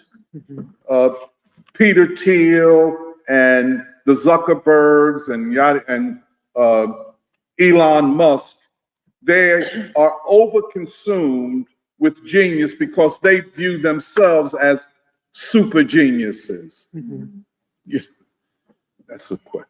But String theory was going to establish, finally, I would quote, finally, the civilizational superiority of the West, but, and this is a subtext, the particular genius of Jewish scientists. It was a Jewish project. If it had been successful, it would have established the main people in the vanguard of string theory as having surpassed Einstein, and would have forever connected theoretical physics and this theory of everything to the state of Israel, as well as to the American state, both of which are built upon white supremacy. This is one of the great paradoxes of modern Jewry. The victims of theories of racial supremacy are today in the forefront of promoting racial supremacy. That's an important note. Its tentacles and the networks connected to it went into every major American university, including Harvard, MIT, Yale, University of California, Berkeley, Stanford. They're all connected to this. And then there is the node of biological and scientific racism, which was intended in the 21st century, as in the 19th century, to prove that colonialism and slavery were natural, and to overthrow them was an aberration. I want to connect this to Noam Chomsky, who was and I put it this way, a soft critic of eugenics. And it comes across in the Epstein files, the emails, where they don't say everything, but they say enough. This evolutionary biology, this what we call also social Darwinism, this eugenics project, which goes back to the 19th century, especially after the defeat of chattel slavery, and thus a new explanation for enslavement or racial subordination was needed, and thus it would come from science and not from moral arguments, which would make it objective, and so on and so forth. It reappears with, unbelievable force and passion in the 21st century.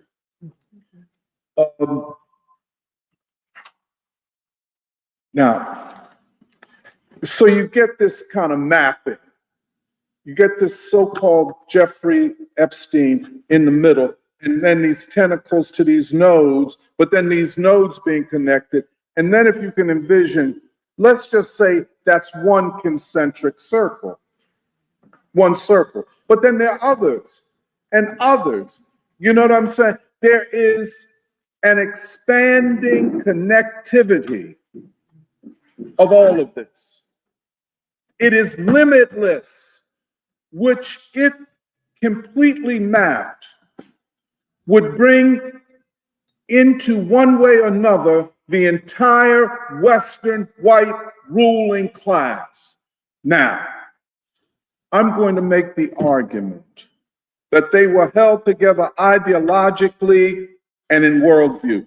It was not so, see, because people can say, I was never when I was on the island, when I was on Epstein's island, I didn't see any young girls. I didn't see, like Trump will say, I never did.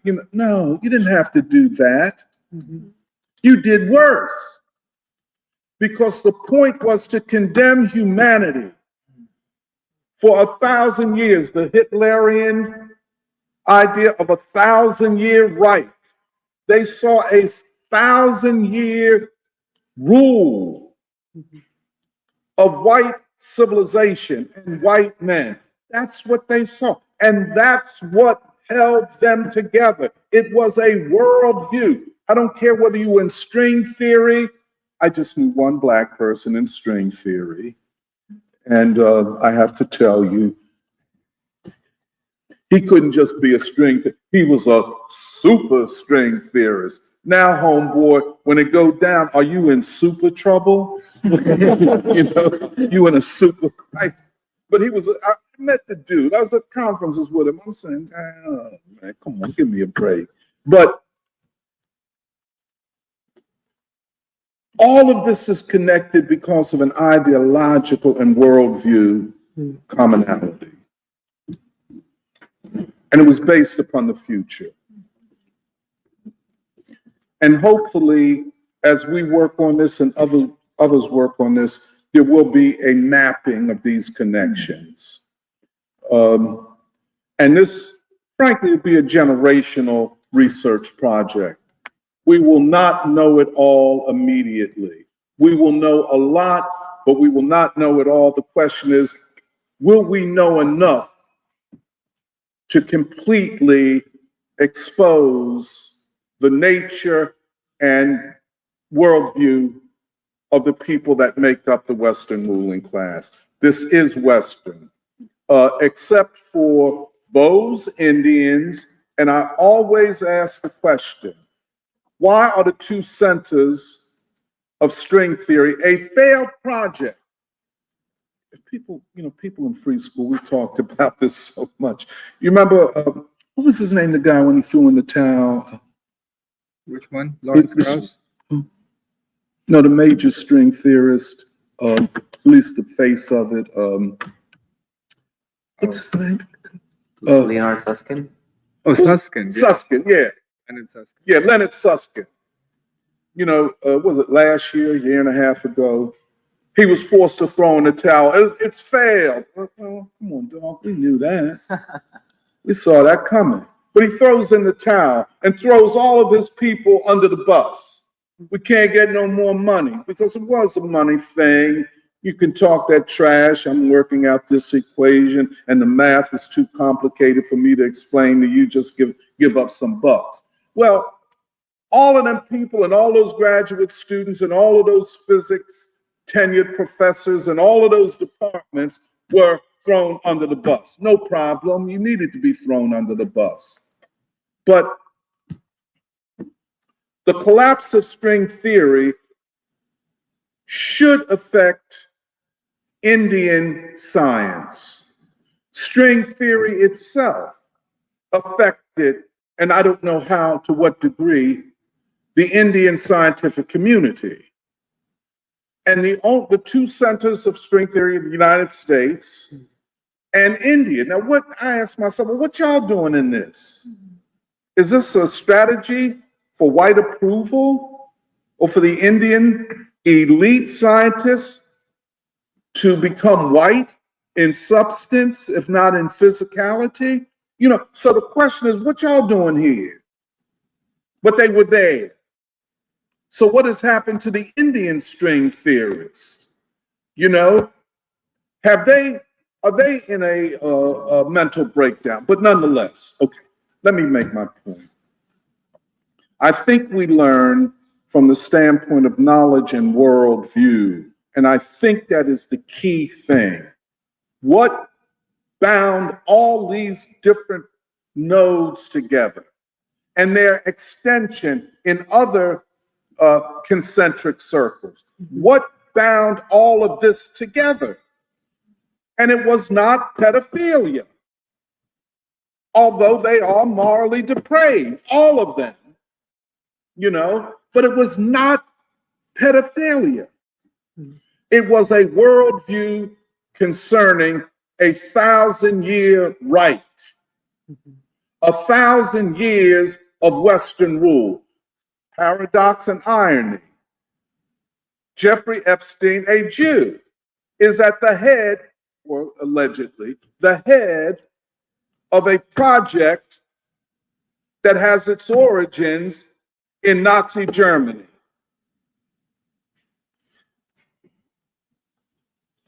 But here is the point I want to make, just side point. Many Jews, how many I can't say, some decades ago came to terms with the European Jewish Holocaust and said, let's now get on with what we do. Hitler was wrong, but not all of his ideas. The victims of eugenic theory now are promoting eugenic theory. The victims of a genocide are now carrying the same thing out in public.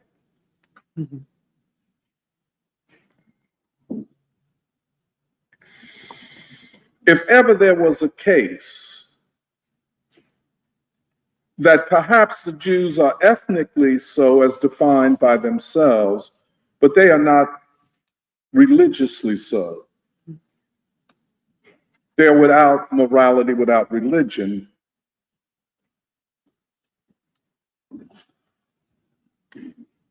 But the Jewish people are going to have to confront this.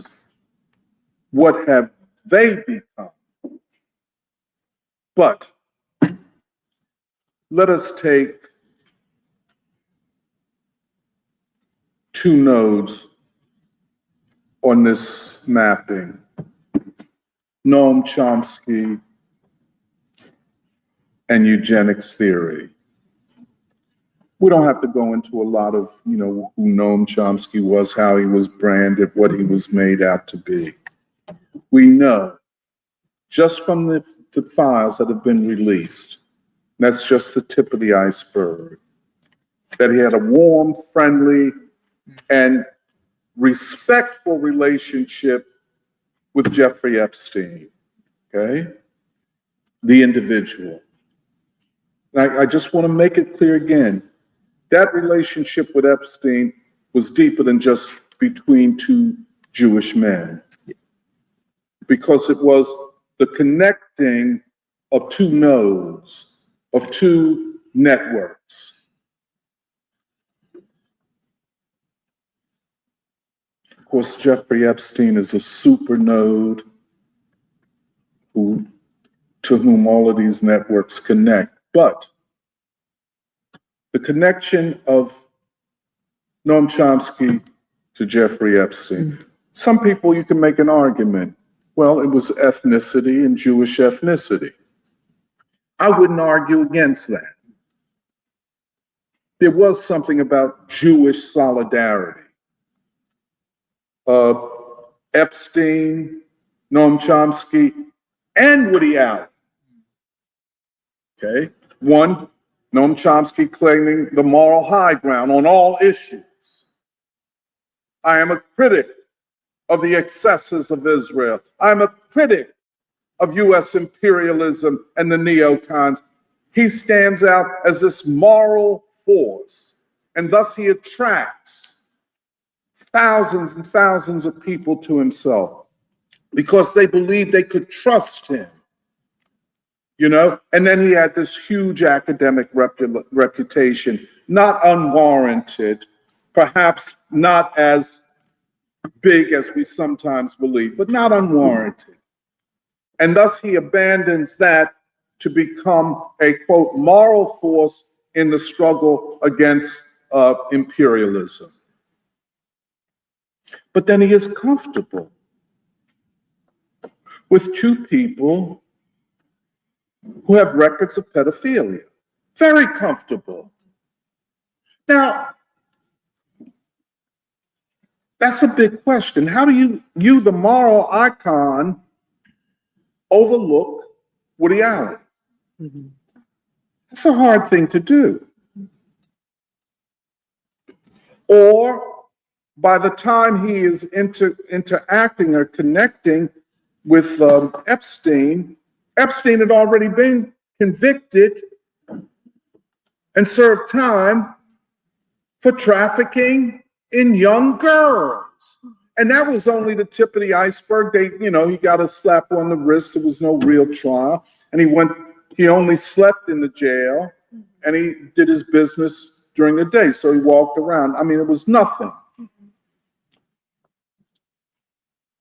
And then he was advising Epstein on how to restore his image, public image.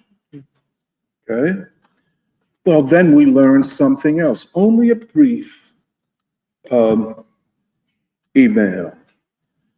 Epstein, who was overly consumed with eugenics, the theory of racial supremacy, as the theory of racial supremacy and the biological proof that racial supremacy is not just an ideology, it is, in fact, scientifically grounded.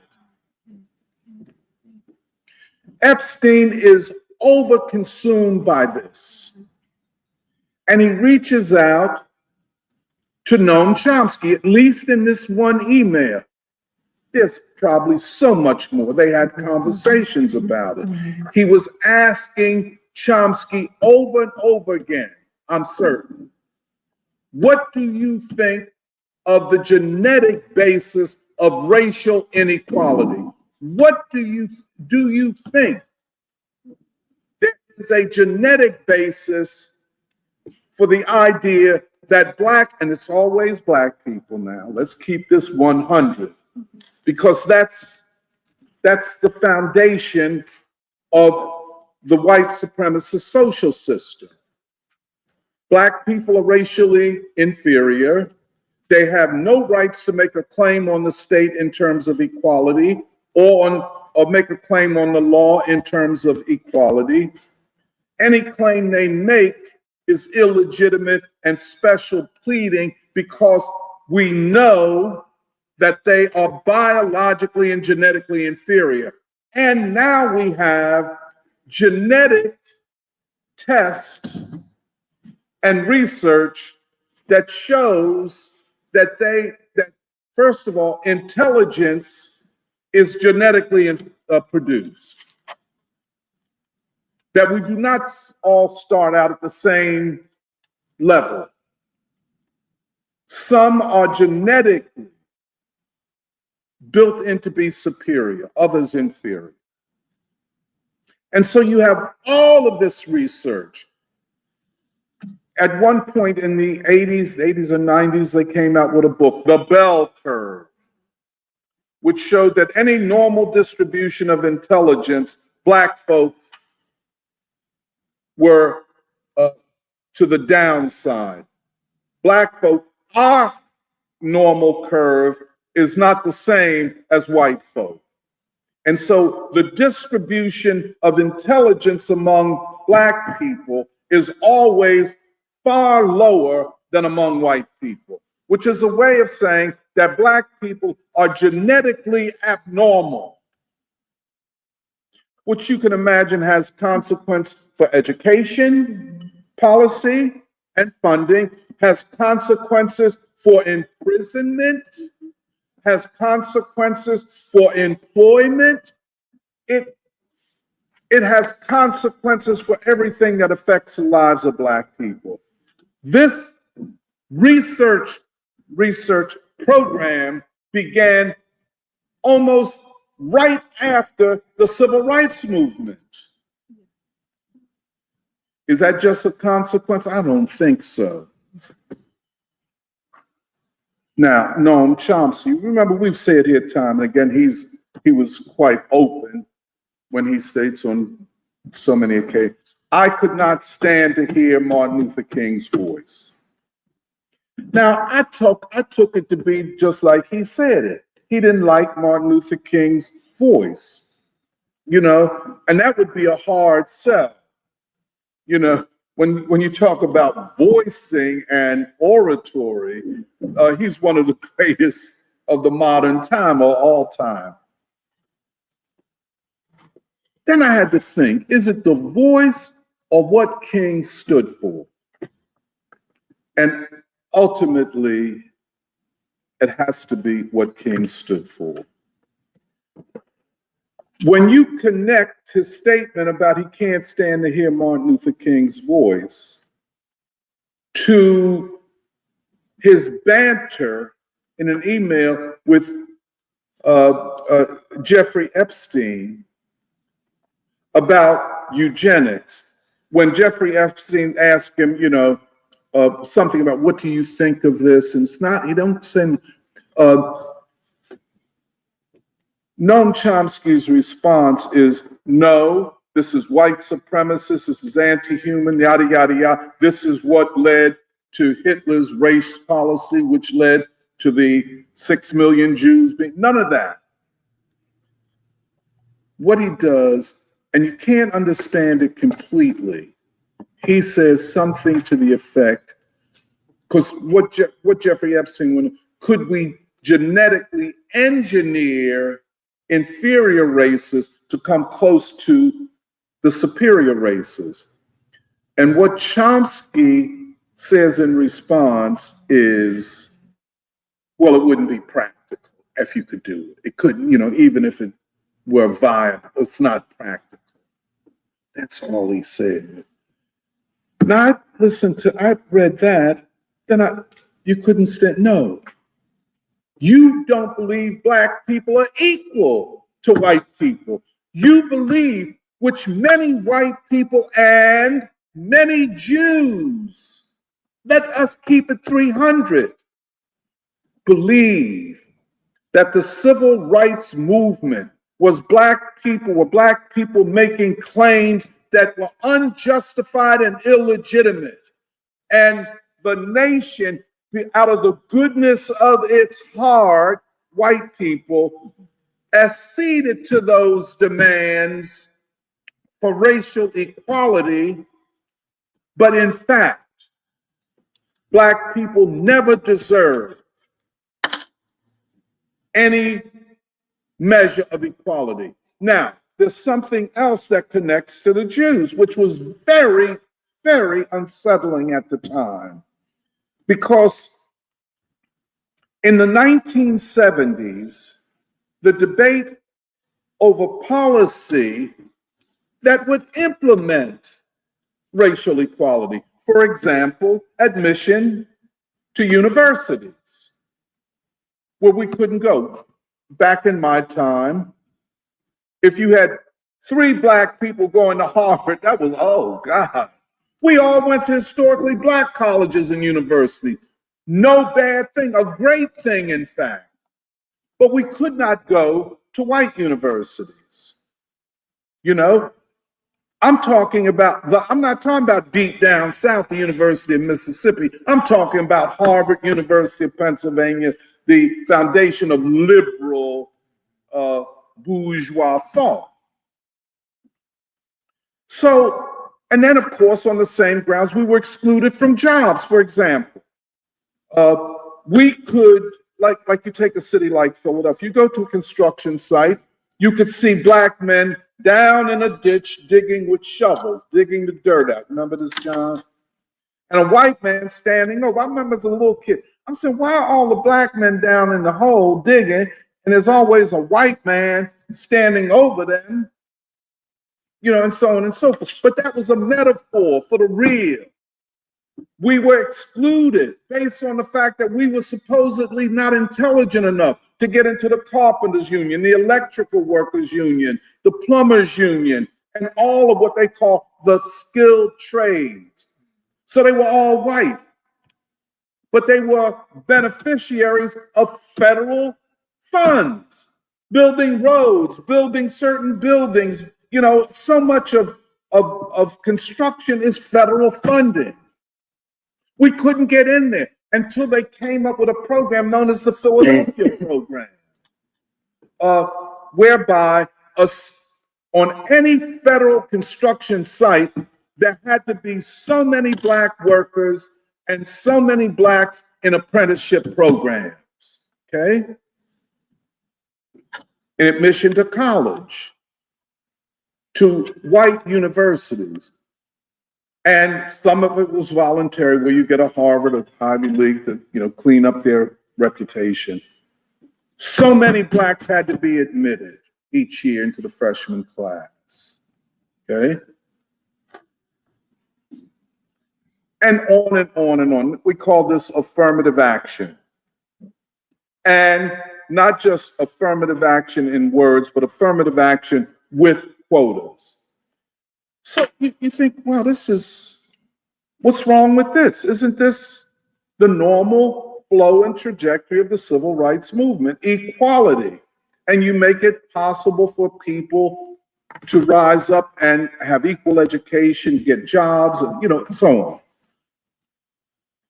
Okay, the normal opposition, let us say from Nixon. But then here come the Jewish organizations. Now dig the bad faith. And it was like a stab in the heart to Black people. We are against affirmative action with quotas because it reminds us of the Nazi use of quotas under Hitler Germany.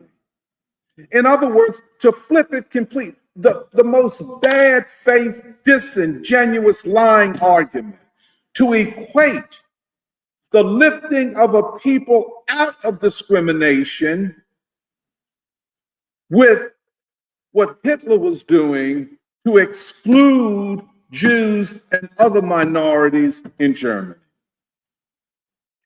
This was a red line that was drawn, where the Jewish organizations had said that we no longer support, even though they would propagandize, oh, Jewish lawyers were all over the civil rights movement and Jewish this and that. No, but then that was the red line. We no longer support the Black struggle for equality.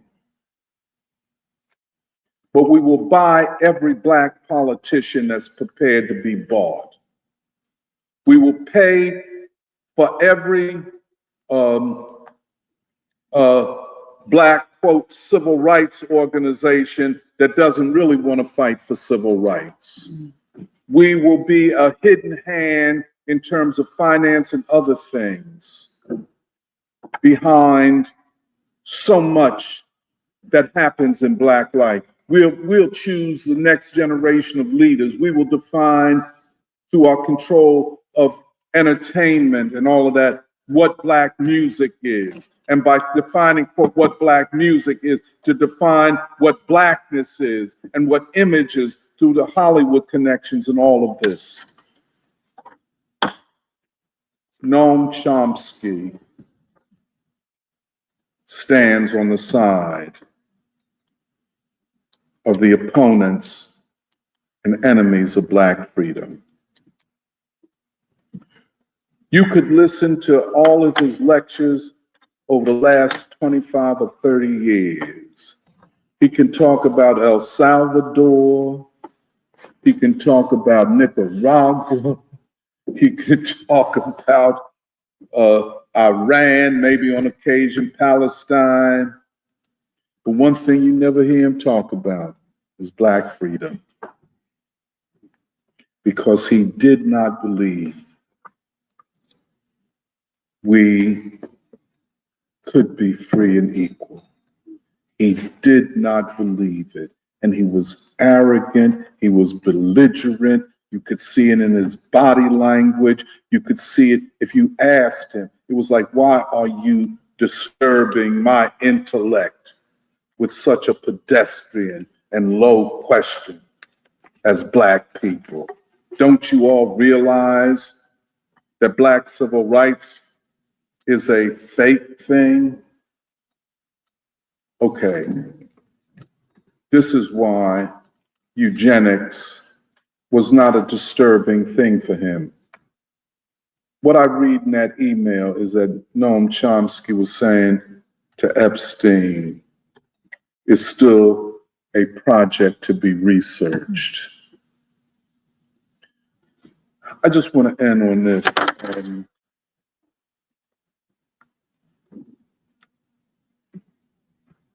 They have to contain, to the extent that they can, these files. That's what Pam Bondi came, and she made a complete fool of herself. I don't know if she was already a fool. She looks like the monster that she is. And everybody looks differently, but cosmetic surgery does some damage to you. And she shows the effects of too much cosmetic surgeries, everything. And then on top of it, to behave as she did, she makes real what Gramsci said in the interregnum, monsters are produced. She's a cold-blooded monster. But she had to disrupt. That's what she went there to do. And she had to say to those who are the allies of the Trump administration, we can't take this any further. We can't redact. We can't allow these other 3 million documents to get out. Now, the next question is why? I think because the state is so fragile, that is, the Western state is so fragile that anything could tip it over. It's one of those things where, you get these long processes in history where kind of the regime dies by 1,000 cuts, or sometimes it just collapses. Events happen and they just collapse. That was the case with the dynasty in China. That was the case with the Tsar's rule in Russia. They collapsed. The Tsar left. The last emperor of China left. That was a collapse in the media. We're in one of those situations. Will it be death by 1,000 cuts? Because I think the inevitability of death of the regime in this country is inevitable. But how it will go out and what role the people will play is very important. Last point, and I think, see, everything that when they talk about Epstein, all they want to talk about is a pedophile who committed suicide in jail. But now a lot of bourgeois commentators in the mainstream are now not saying he committed suicide. They said he died in prison, which is a turn. It's different, which leaves us a question mark how he died. Now, some people will say he is not even dead, But however you think about whether he's alive or dead or suicide or murder, the question remains, who was Epstein? How did this unremarkable man rise to the level of ultimate power in the Western world? Why were everybody from the royal family of England to the royal family of Norway to prime ministers, the head of the European Union, NATO, and other things, as well as the greatest intellectual and cultural icons of the United States, the greatest financial figures in the United States, all of this, why were they all in an orbit of Epstein? Could one unremarkable man accumulate all of this power? I don't think so. So until we get a better sense of who Epstein is, we will not be able to fully understand what linked all of these nodes. But we can say that a common worldview is now being revealed. And that common worldview is white supremacy. And this is larger than a capitalist civilization. This is a white supremacist civilization. It is deeper. It is deeper than previously thought. We are in, I would say, finally, a new stage. And finally, if this thing is to ever be solved, the people are going to have to act. Already we are aware that there are all kinds of distractions to keep the people from thinking deeply about this crisis. Oh, that's nothing new. Oh, we always knew that. Oh, why are you focusing on that? I think people that talk to that are either big dummies or connected to the deep state. No, nobody knew all of this, even with these limited files that are being, let out. So that whole discussion, nothing means nothing. The only thing that means something is a violent upsurge of the people, and we take it by arm, all that kind of thing. This has to marinate. This has to play itself out. It cannot be preemptorily ended. It must be discussed, but it must be discussed far more intelligently than it is. And at the end of the day, I think that link, that thing that links them all, is the belief in white supremacy and the willingness to try to invent a new world where white supremacy will rule for 1,000 years. That they were seeking scientific, quote unquote, justifications for white supremacy. It is bigger than AI. AI was but a mechanisms for the implementation of white supremacy. This is AI is just a part of the project. It is not the project itself. Stop there. I just want to make a comment to what you said.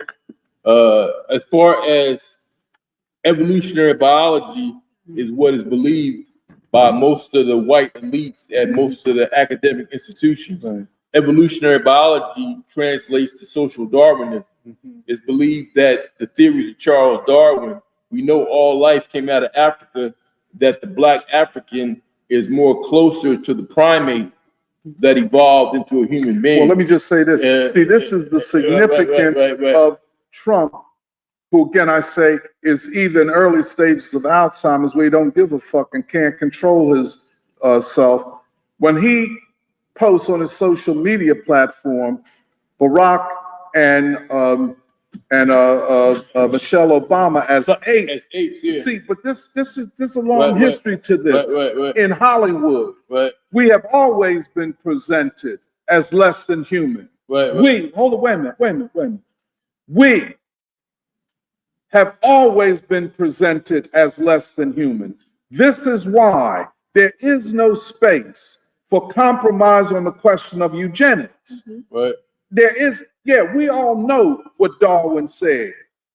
Darwin was talking about something different than this. But to take Darwin and apply it to society, this is what we know. We know this, John. Right. We know this. Right. But see, let's not drift away from the central question of what united the world white elites. Yeah. What united them? See, But like they're all united around the concept of social Darwinism. but that's what I said. Because of the fact that, in fact, you have a professor at Penn right now who's a professor of law and medicine who espouses these beliefs in eugenics and social Darwinism right now, right today. And so what I'm saying is that this is not anything new, but it comes out of the field of evolutionary biology because it's this belief that not all people evolve the same way, not all cultures are evolved the same way. It's believed that the African culture was more of a primitive culture if you compare it to the Asian cultures or the cultures in Europe. So that's a more de-evolved culture that involved primitive people, and that's the reason why it was conquered. Let me just say a thing. Apropos what you're saying, you use the word primitive, and I know that's not your word, that's their word. Right. See, this is how early anthropology overlapped with this. Right. See, the question of peoples and cultures, they have made, So yes. Go ahead. Did you have I any- thought I wanted to say something. I thought you. I think that, the emails are out there now, but I was reading the Vanity Fair article on Yeah. Jeffrey Epstein from 2003, and everybody already knew all this. I mean, it's been an open. What Vanity Fair It's a article? Vanity Fair article that covered Epstein Yes. from back in 2003, before his first arrest and charge. And it basically, it says in plain text that basically he was a ladies' man. It uses all this language that raises eyebrows right now. But Les Wexner runs a group called Mega, which is a group of the Jewish American billionaires, and that organization is pretty openly connected to Mossad. And then there's the Maxwell connection. Robert Maxwell's given a state funeral in Israel, and Whitney Webb does a lot of research to connect Epstein. So a lot of people, have been told this lie that Epstein made money off of servicing rich clients like Les Wexner, and that's how he made his money. But it doesn't explain how he could afford a whole island off of just money managing. Very clearly he was an intelligence asset, and what you said with your language of nodes and concentric circles to visualize really social relations at the highest level revealed what quote unquote conspiracy theorists have said for a long time, which is that Hollywood, the military industrial complex, when you go to Les Wexner and Robert Maxwell's daughter, the one older than Ghislaine, is an early Silicon Valley, because social media, social media Silicon Valley, comes after, but Silicon Valley had been a thing before, and it's very highly tied to Israel, and I think the unit is 8200, which is basically information military unit. And the other thing I wanted to say about eugenics, Bill Gates and his NGOs in Africa have always raised eyebrows because, I was listening to one program that said, Bill Gates was doing everything he could to stop darker people from reproducing. And the last thing I wanted to say was, Chomsky, going back to Chomsky and Woody Allen. They had a dinner together, and at the conclusion of the dinner, Jeffrey Epstein sent Chomsky a DNA test so that he could find out how Jewish he was. And basically, Chomsky, I guess I can rationalize his relationship with Woody Allen as, he's an anarchist, so he doesn't care about age of consent, and but it doesn't explain, how is Steve Bannon having meetings and Ehud Barak having meetings with Noam Chomsky. I sort of rationalized Noam Chomsky and Ehud Barak by saying, maybe Chomsky wanted to finish his book. He's a scholar of the Israel-Palestine conflict. Maybe he wanted, inside information. But it really doesn't make sense to me. Why is Chomsky meeting with Steve Bannon? Their worldviews seems to collide.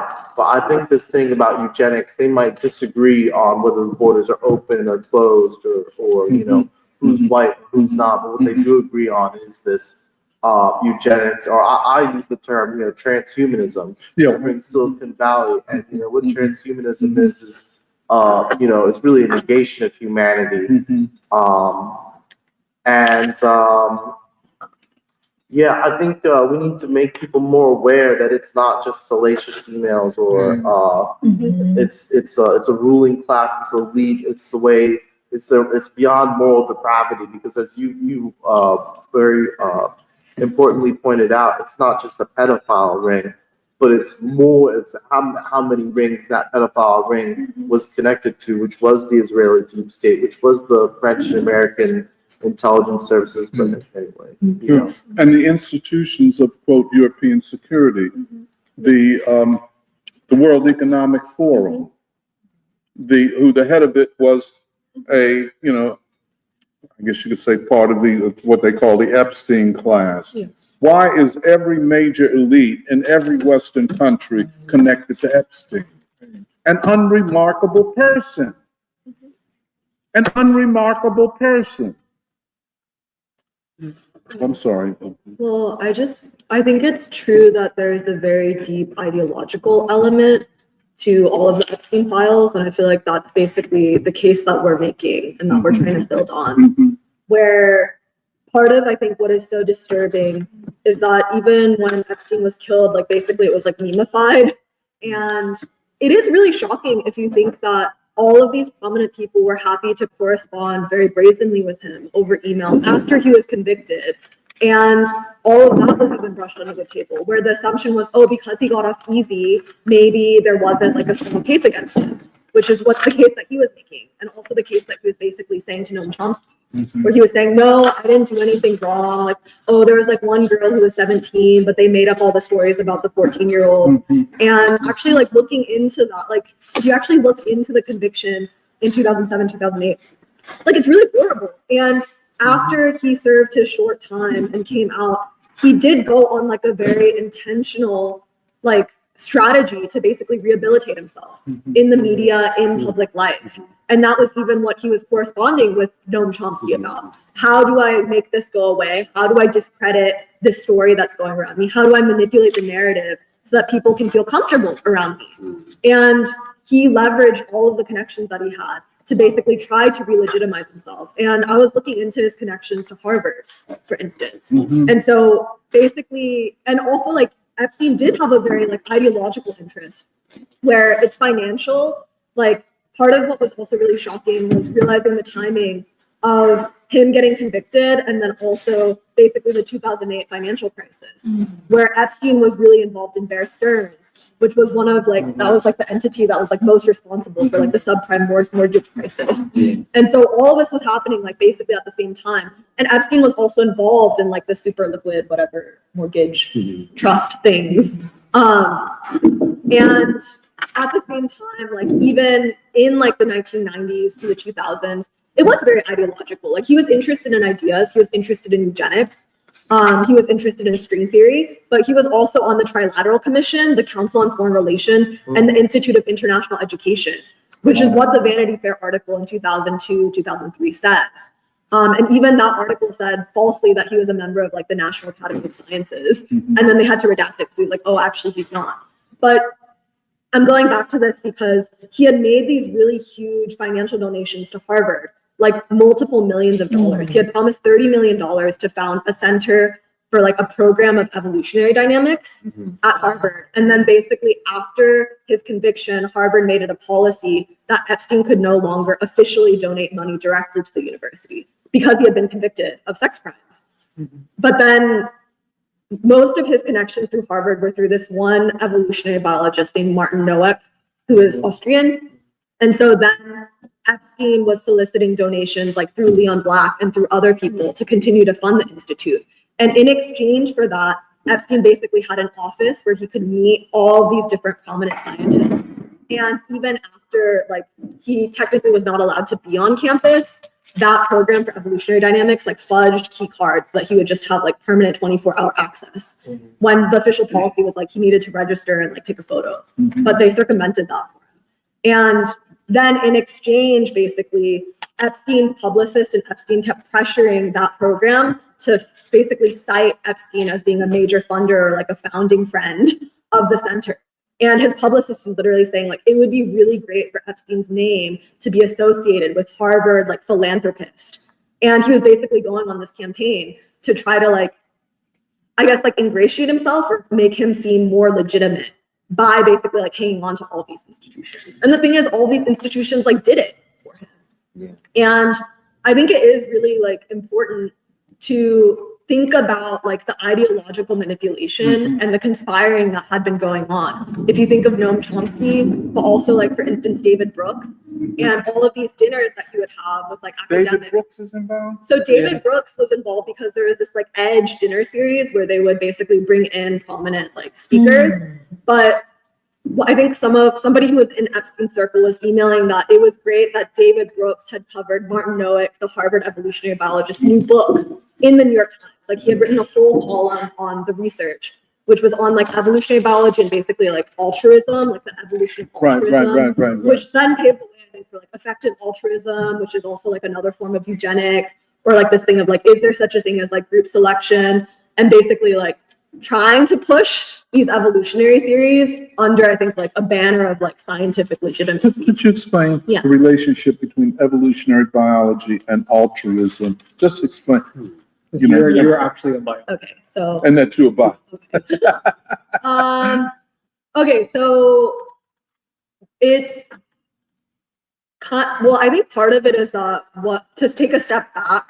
I think it's not a coincidence that Epstein was so interested in string theory and in evolutionary biology. Okay. I think of the scientific fields, he also dabbled in like other things, like whatever, like Chinese studies, like theories of everything. And I think he was like a dilettante, basically.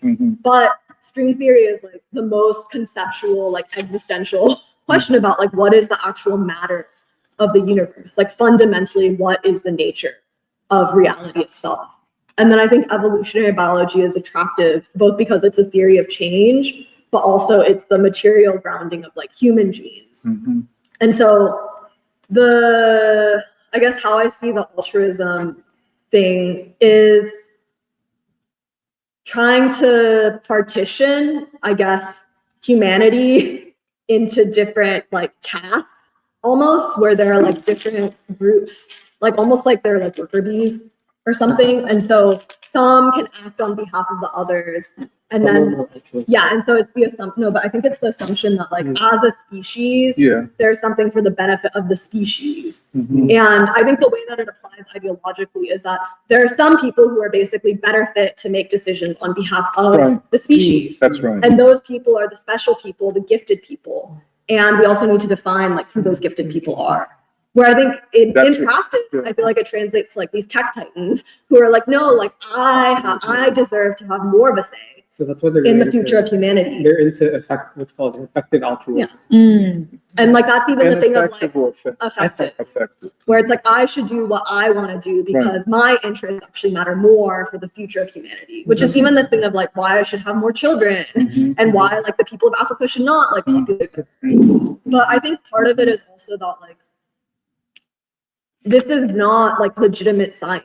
Like it's not science that is actually like experiment, like it's not proven. It's very like shoddy testing. And I think that evolutionary biology and string theory are the two places that are the most like speculative. Such that it's more like theoretical. It's not really about like proving things or having like evidence.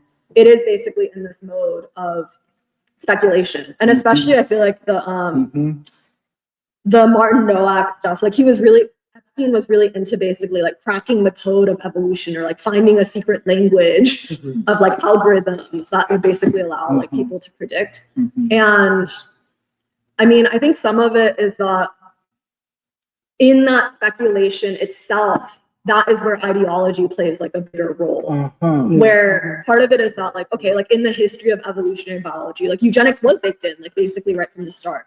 Like it is very deeply embedded in the history of the science. But like, and like, for instance, like Ronald Fisher was a eugenicist. He developed a lot of the statistics that were involved. The statistics like we still use because they're able to do things. But basically like when he was applying those eugenics tests, like they were all wrong. But all of this to say that it's a very young science that is in, I feel like it's pretty like early days where there's a lot that is not known, but there's basically an exploitation of that lack of understanding to then project like a lot of ideology into it. And yeah, but I think the very disturbing thing to me about all of it is that it is very ideologically driven, where at some point, the whole premise is that it doesn't matter if Epstein was a pedophile because he's powerful enough to rehabilitate himself into society. Like that's the narrative that basically the ruling elite were all willing to collude with him about. Where even though these convictions happened like almost 20 years ago at this point, he went free for 10 years. And I feel like it's only now, like it is really shocking to me that it's only now that people like Catherine Rumler or like all these people who have ties to him are now being removed from their very prominent positions. It suggests that like all this time people were completely okay with it. And all the people who worked around Catherine Rumler like surely knew that she had ties to Epstein, but they're fine with it all this time. And that it's ideological. Can I ask you a question? Why is it that no one wants to be exposed? Why, with the question I'm asking, are the mechanics of state power such that the networks and the players must be kept secret, as well as the worldview? They said, we're ruling on the basis of democracy. You said, well, if you're ruling on the basis of democracy, why are you funding eugenics studies? You know what I'm saying? Well, I think that the world, that's a good question. I think part of it is that the worldview itself is so antithetical to democracy, but the whole premise is that, yeah, it is democracy itself. See, they rule on the basis of morals, of a moral code, let us say.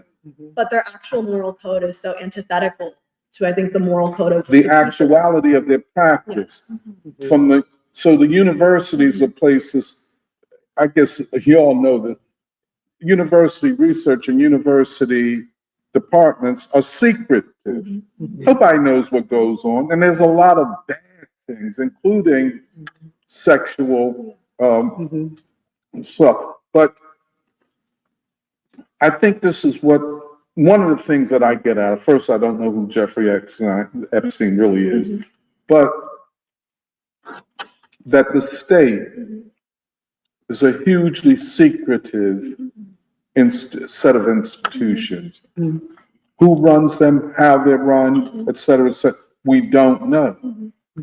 And the next thing is that to even begin to understand this, the state, not just all of the other institutions, the state, you have to understand all of these networks. Does that make sense? No, I think that does make sense, because part of the deepening like puzzle of it is also like, why did Epstein get off so easy when the FBI itself like had so much stuff on him? And I was looking into it, and like the judge at one point said like, oh, it was above his pay grade, like they were told that they shouldn't like really go hard on Epstein. And I feel like I think part of the problem, I guess, is that with the files, you're able to locate a lot of the specific nodes of like entertainment, Hollywood, finance, academia, science, but where still is like the hidden hand of the state, basically, because there's no way that the state is not involved in this stuff. Yes, no way. Yeah, there's no way.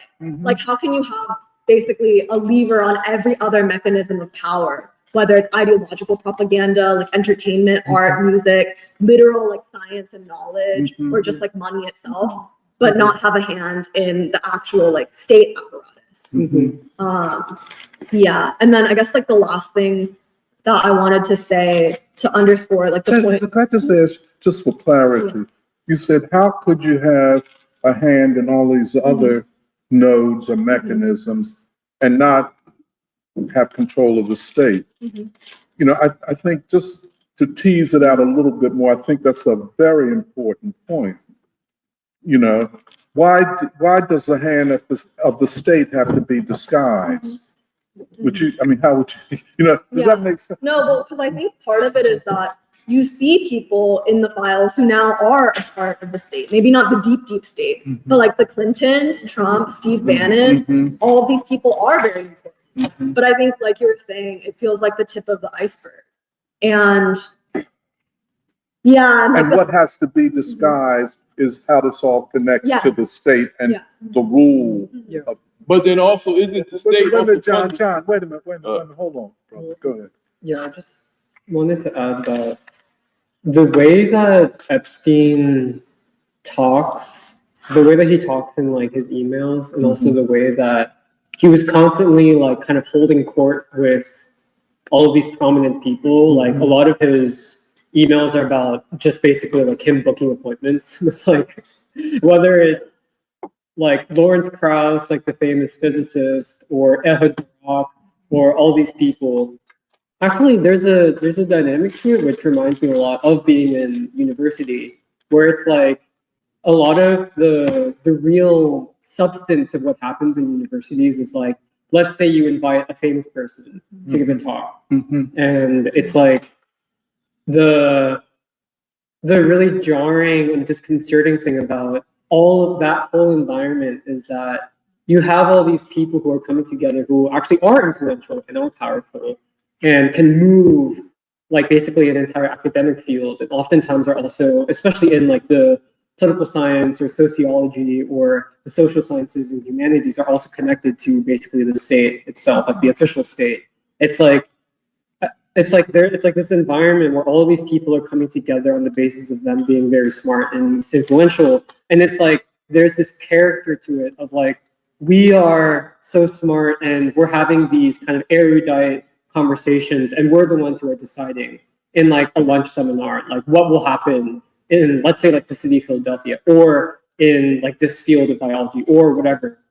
And it's like this kind of the feeling of like being like in the insiders club of these are the kinds of conversations where the actual, basically actually where the future is decided,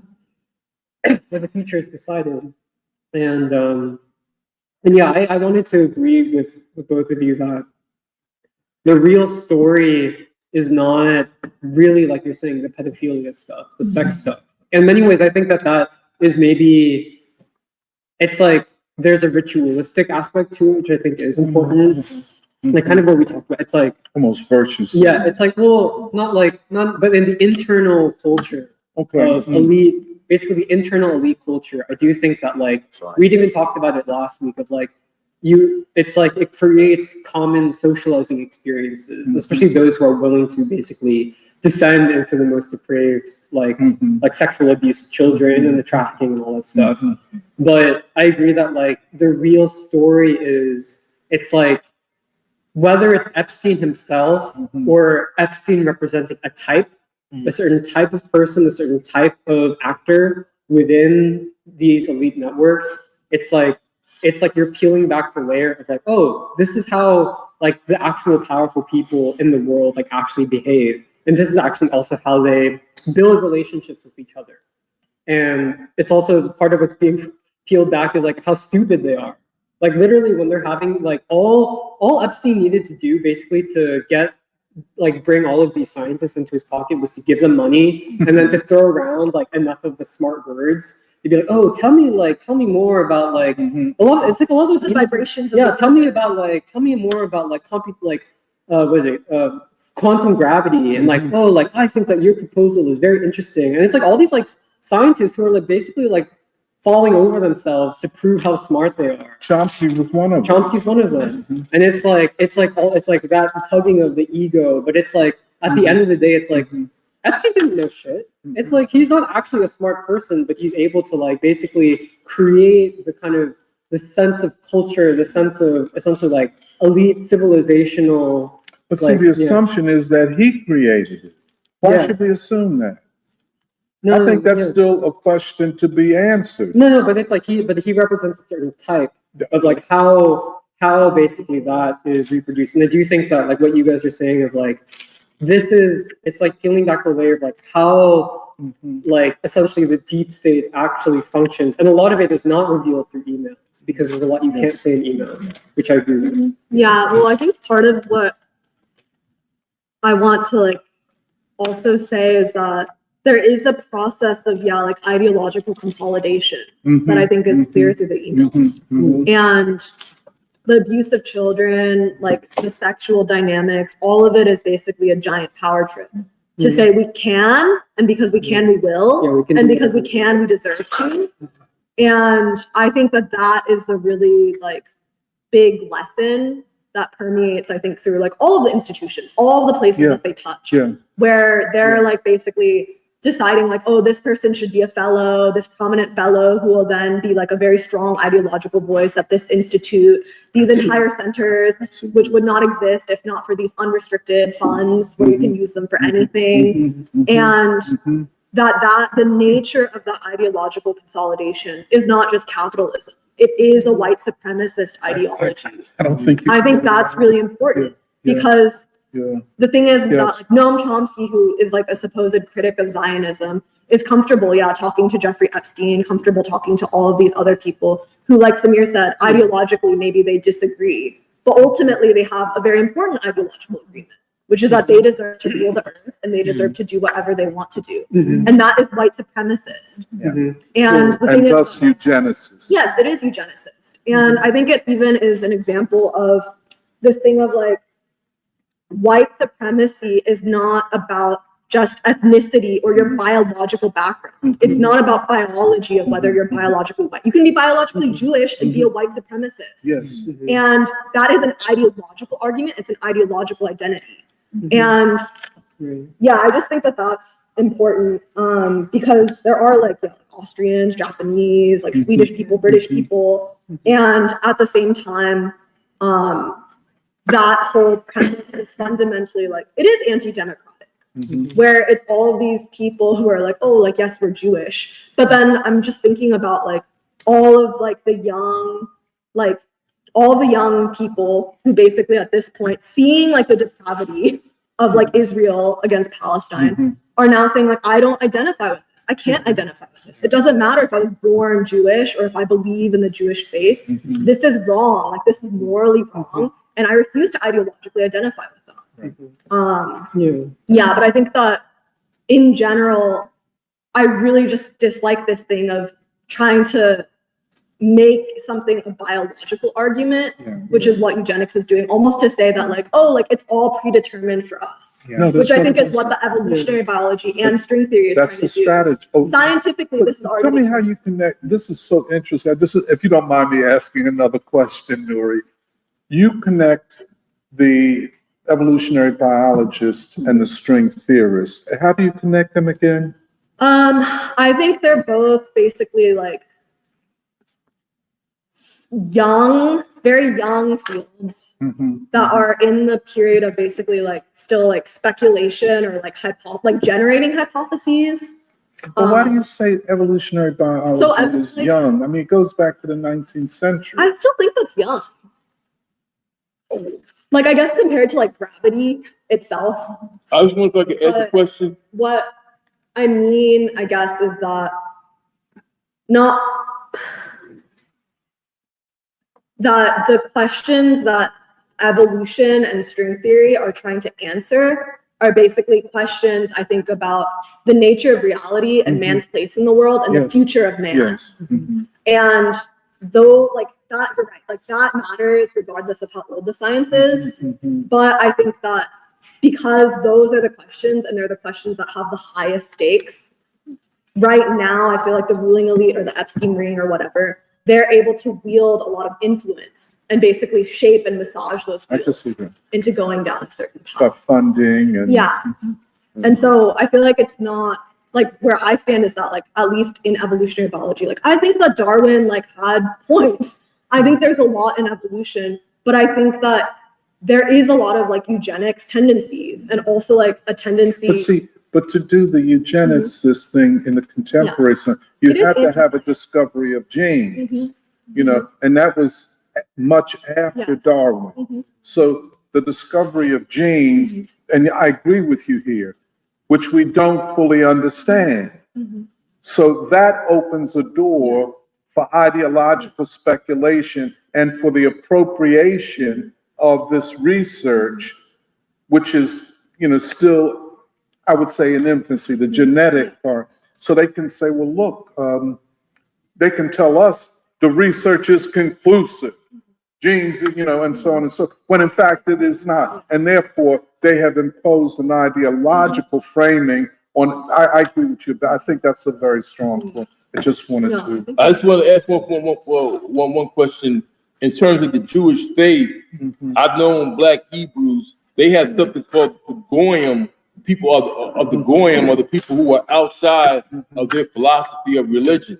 So therefore, the white Jews, that they're engaged in white supremacy, they view all other people outside of the knowledge of what they know as being part of the Goyim. And the other thing is that there's a certain sense of Jewish supremacy within their religion, meaning that they believe that the Christians are wrong, everybody else is wrong, but they're right. So they have a monopoly on truth among themselves. That's the reason why they're so like tight knit among themselves in terms of their communities, because everybody else is wrong but them.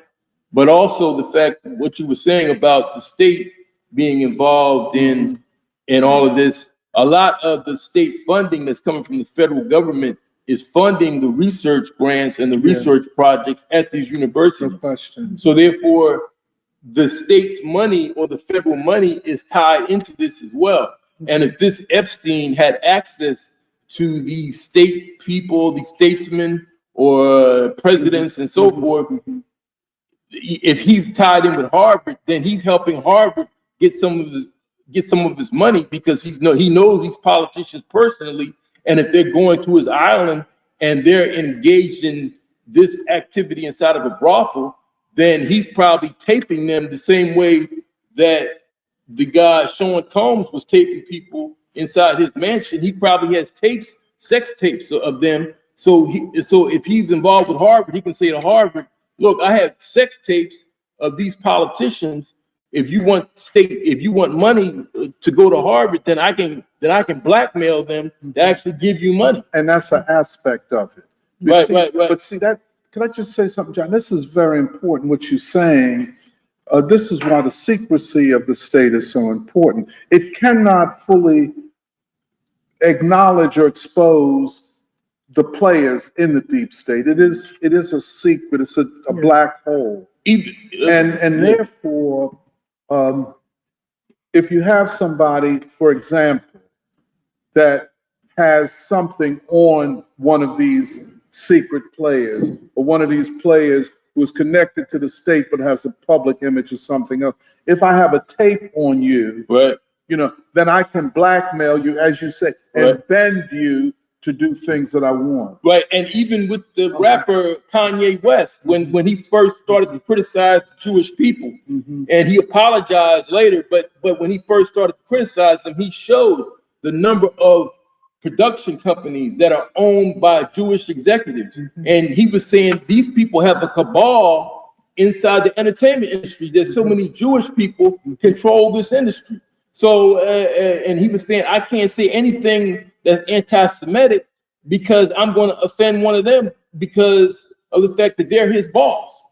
The whole thing with Clive Davis and Sean Combs, the fact that Clive Davis was the one that really introduced him to those lifestyles in terms of what he was doing with women and men and so forth. He introduced him to that because that was in that industry. That's what they did. I mean, they were into that type of sexuality. So this is stuff that has gone on for many, many decades, but now it's coming out. But even within the white supremacy thing, the Jewish people who are only 2% of the population, they're like 45% of the population when you look at the faculty members at the elite universities, and they believe that everybody else is the goyim, and they're the people who are the really elite white people who really control in terms of everything that deals with the intellectual process of America. Let me let Eddie come in. Building off of what you guys are saying, and I'm very exposed to and familiar with this effective altruism ideology. It's really a religion in the tech world. From the lower level, you have people that say, oh, for me to have the most impact on the world, I should be in finance or even work in the defense industry because I'll make a lot of money and I'll donate it or spend it on a better cause instead of working in a soup kitchen or doing something less paid. All the way up to, for example, it was a big thing at OpenAI when they were still technically a nonprofit. They had really minor salaries because they said, oh, we need to do this as cheaply as possible on behalf of humanity. It is our responsibility to build this AI so that we can unleash something new that will benefit society, to answer the questions of society. Even before they took on this extreme prominent stage with ChatGPT, And so it's incredibly dishonest the way in which they have given themselves, I guess, a mandate of heaven, you could say. And what is so striking, once again, building off what you were saying about this necessity for a network analysis, it's another thing I was familiar to and exposed to. Can I ask you a question? Let's go back to altruism as a biological genetic predisposition. You know what I'm saying? You raised it, could you further develop that, And I think the AI, the guys that founded OpenAI. yeah, they, part of this performance that they put, we only take this amount of small salary, but now they do not just take a small salary, they take huge salaries. But just on this altruism, you say you experience it, just say a little bit more about that. Just the narrative that is shared, at least amongst us, it's like embedded in the words of the company mission and what they claim to be doing for society, and how these people justify like what they're working towards, the role that they have in society. The tech people view themselves as doing something for the greater good. It must be done. That's the extent. At least as I've experienced it in tech, they don't make a claim of biological necessity. Although I understand the links that you put forward, and I think that's accurate. In terms of this like network analysis, something that's even like taught in like undergrad classes in college, in the context of, let's say, like Facebook or other social networks, or even the way they tell you to make sense of the internet, where you have nodes and then they're directed arrows or edges in the graph, and you're supposed to say that, okay, if something has a lot of out nodes or a lot of in nodes, it plays a certain role in the system, and you will have groups of people that are connected, and you can characterize these groups of people with certain behaviors, beliefs, and it's actionable, right? You can make them click on things that you believe they'll find interesting to expose some of their thoughts.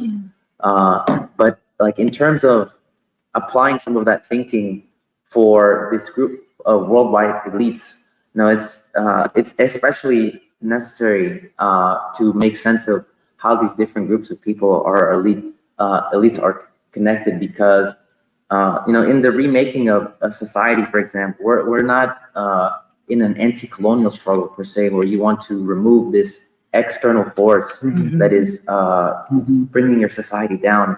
You have to really look at the depth and the structure of society and see that it is morally bankrupt and thus illegitimate, and needs to be replaced by something worthy of the people and of the people. And doing that is not so simple when the illegitimacy of the thought is not both just in the action, and it's so well hidden, and it's an ideology that goes beyond something that you can immediately physically see in biological characteristics. It's not exclusive to, let's say, a certain economic class. Like, let's say, in Reconstruction, you needed to liquidate the planter class. You needed to get rid of the people that had the plantations.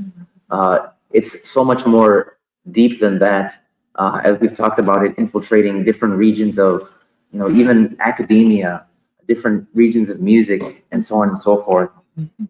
And so to even be able to remake society in the image of the divinity of man would be necessary to understand how all of this illegitimate and morally bankrupt thinking and forces and institutions are manifested and connected.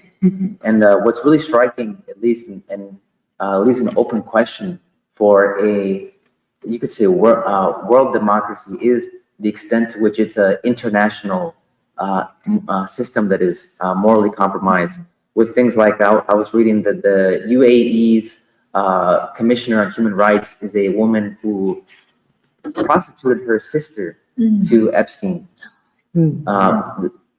she do it to her own family and her blood, then who else might she do it towards? Like, who else has she done it towards?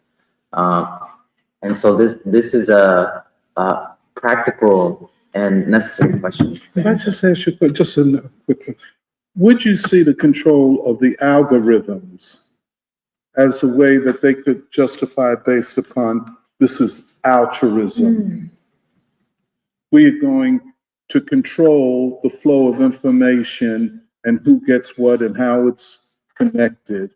And they could say, well, this is just us, for the good of democracy, controlling the flow and connections of information. Well, I would say that they actually have a more negative outlook, and they'll say, for example, it's a lot of filth on TikTok, Instagram, Facebook, Twitter, and they'll say that we are not in control of all of this because this is just what people are interested in.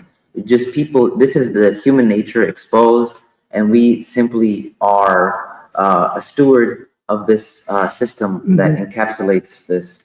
It's your fault because you click on this garbage. But it's kind of a dual thing because even when Elon Musk bought Twitter, he did it on the basis of a civilizational thing. He was like, we need Twitter for Western civilization. Because he was like, Twitter represents the common space, the demos, whatever. Sure. And they were, I feel like I do think that of any industry, or of all industries, especially like right now, it is tech that has the most messianic vision of itself. And even because I was listening to the interview between Ross Douthat and the CEO of Anthropic, and he was saying that America needs to develop AI because what happens if the Chinese get better than us, and we need to use AI to spread democracy around the world. Like they do talk in that way.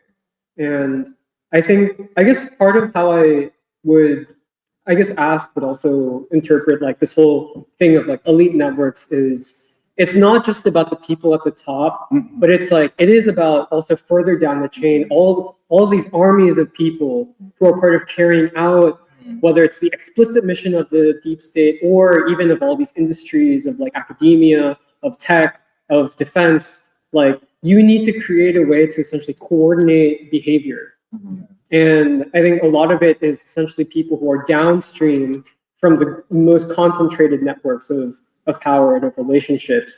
But it's part of what's being revealed is that it is something ideological that bounds them. But the people who are down, I feel like people people that who maybe would have been really excited to work in a tech company or an OpenAI, for example, they just think that they're doing something positive. They're not necessarily thinking about it literally I'm explicitly a white supremacist. Yeah. Right. But it's the closer you get to the actual heart of where power lives, it's that's where the actual naked face of it is this ideology emanates from a white supremacist, a blatantly white supremacist worldview.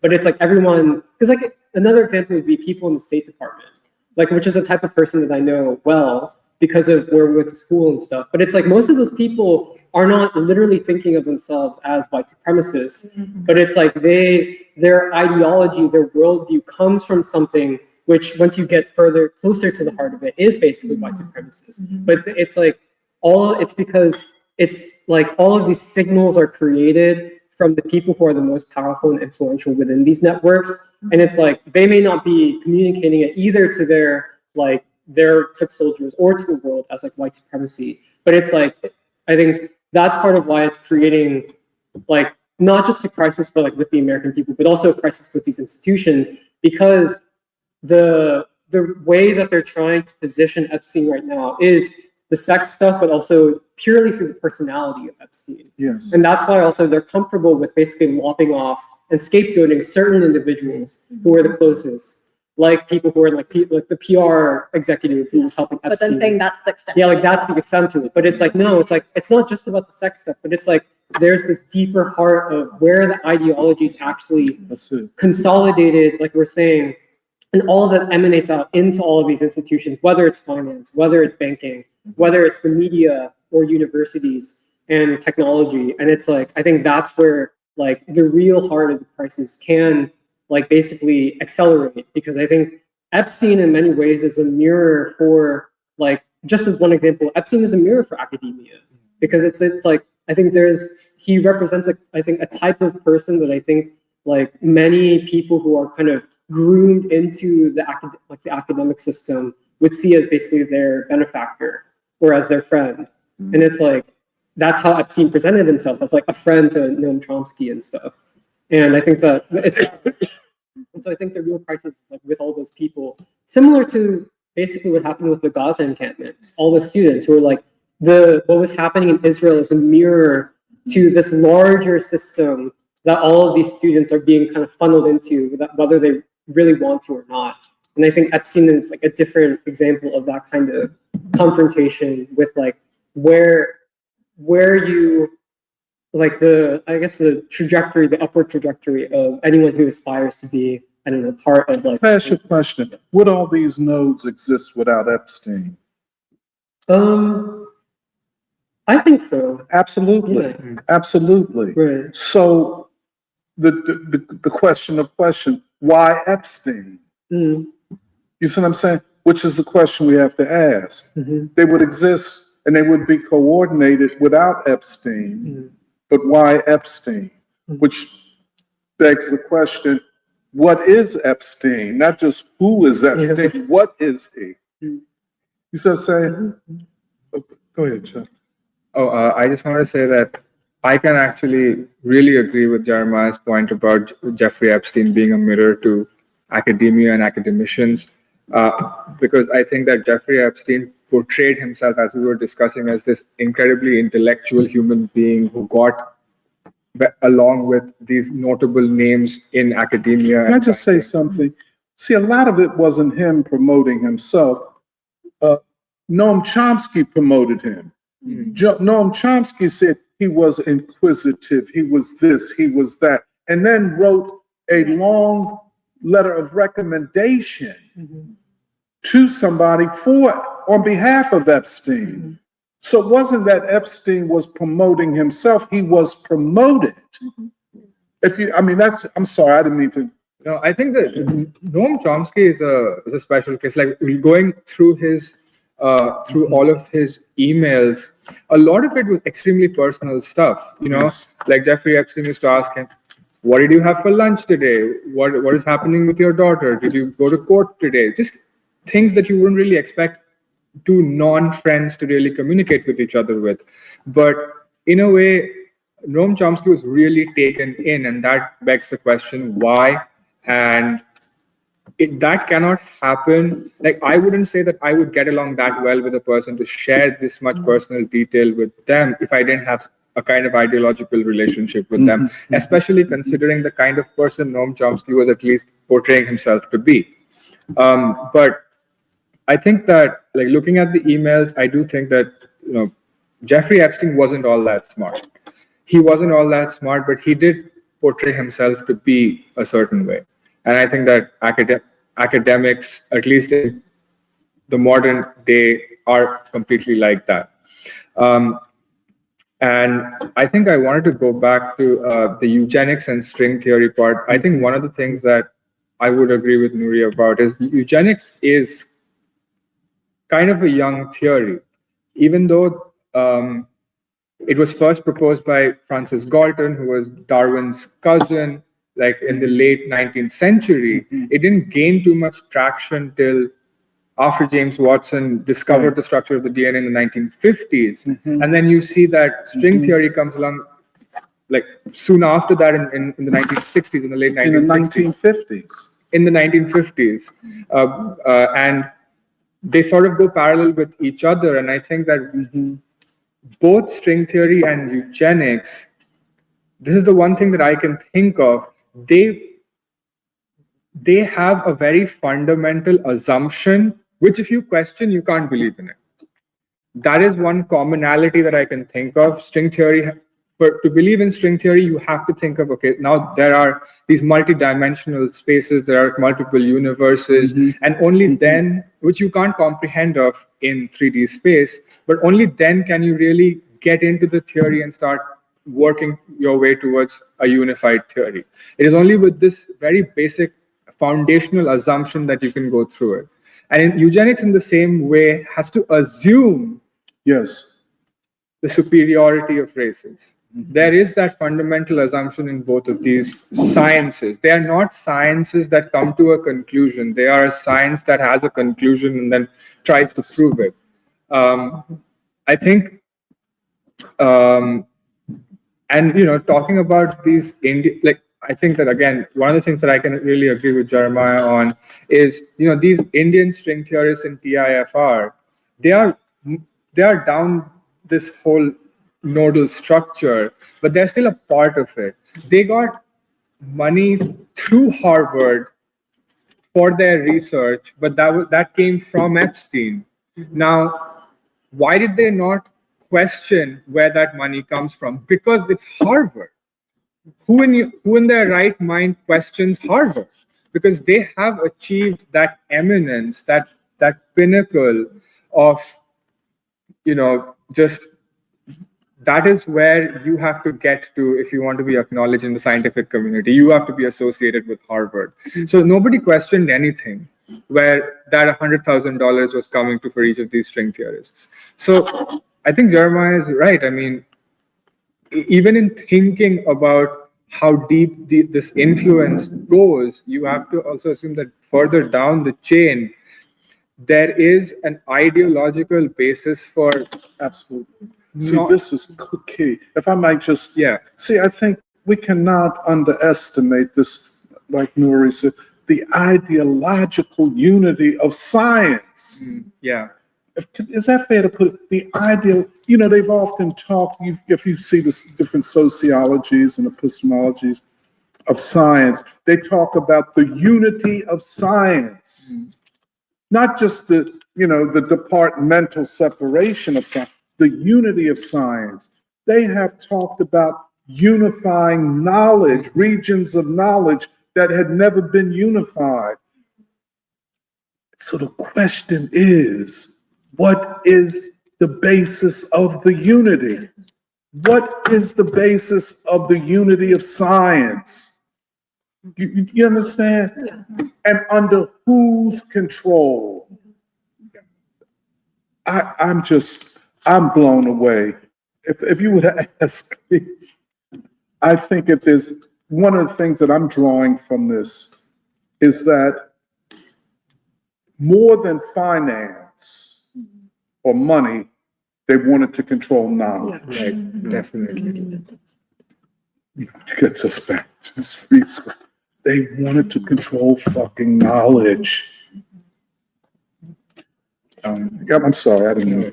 I was just gonna say, Could I say one other thing? I might be completely wrong about this, but I feel like I don't tend to believe. Why do they want to control knowledge? I had to do that last one. I'm sorry, Sean. I don't want to believe. I don't think I can believe that every single major leader in the world, in different institutions all over in other countries, all of them are pedophiles.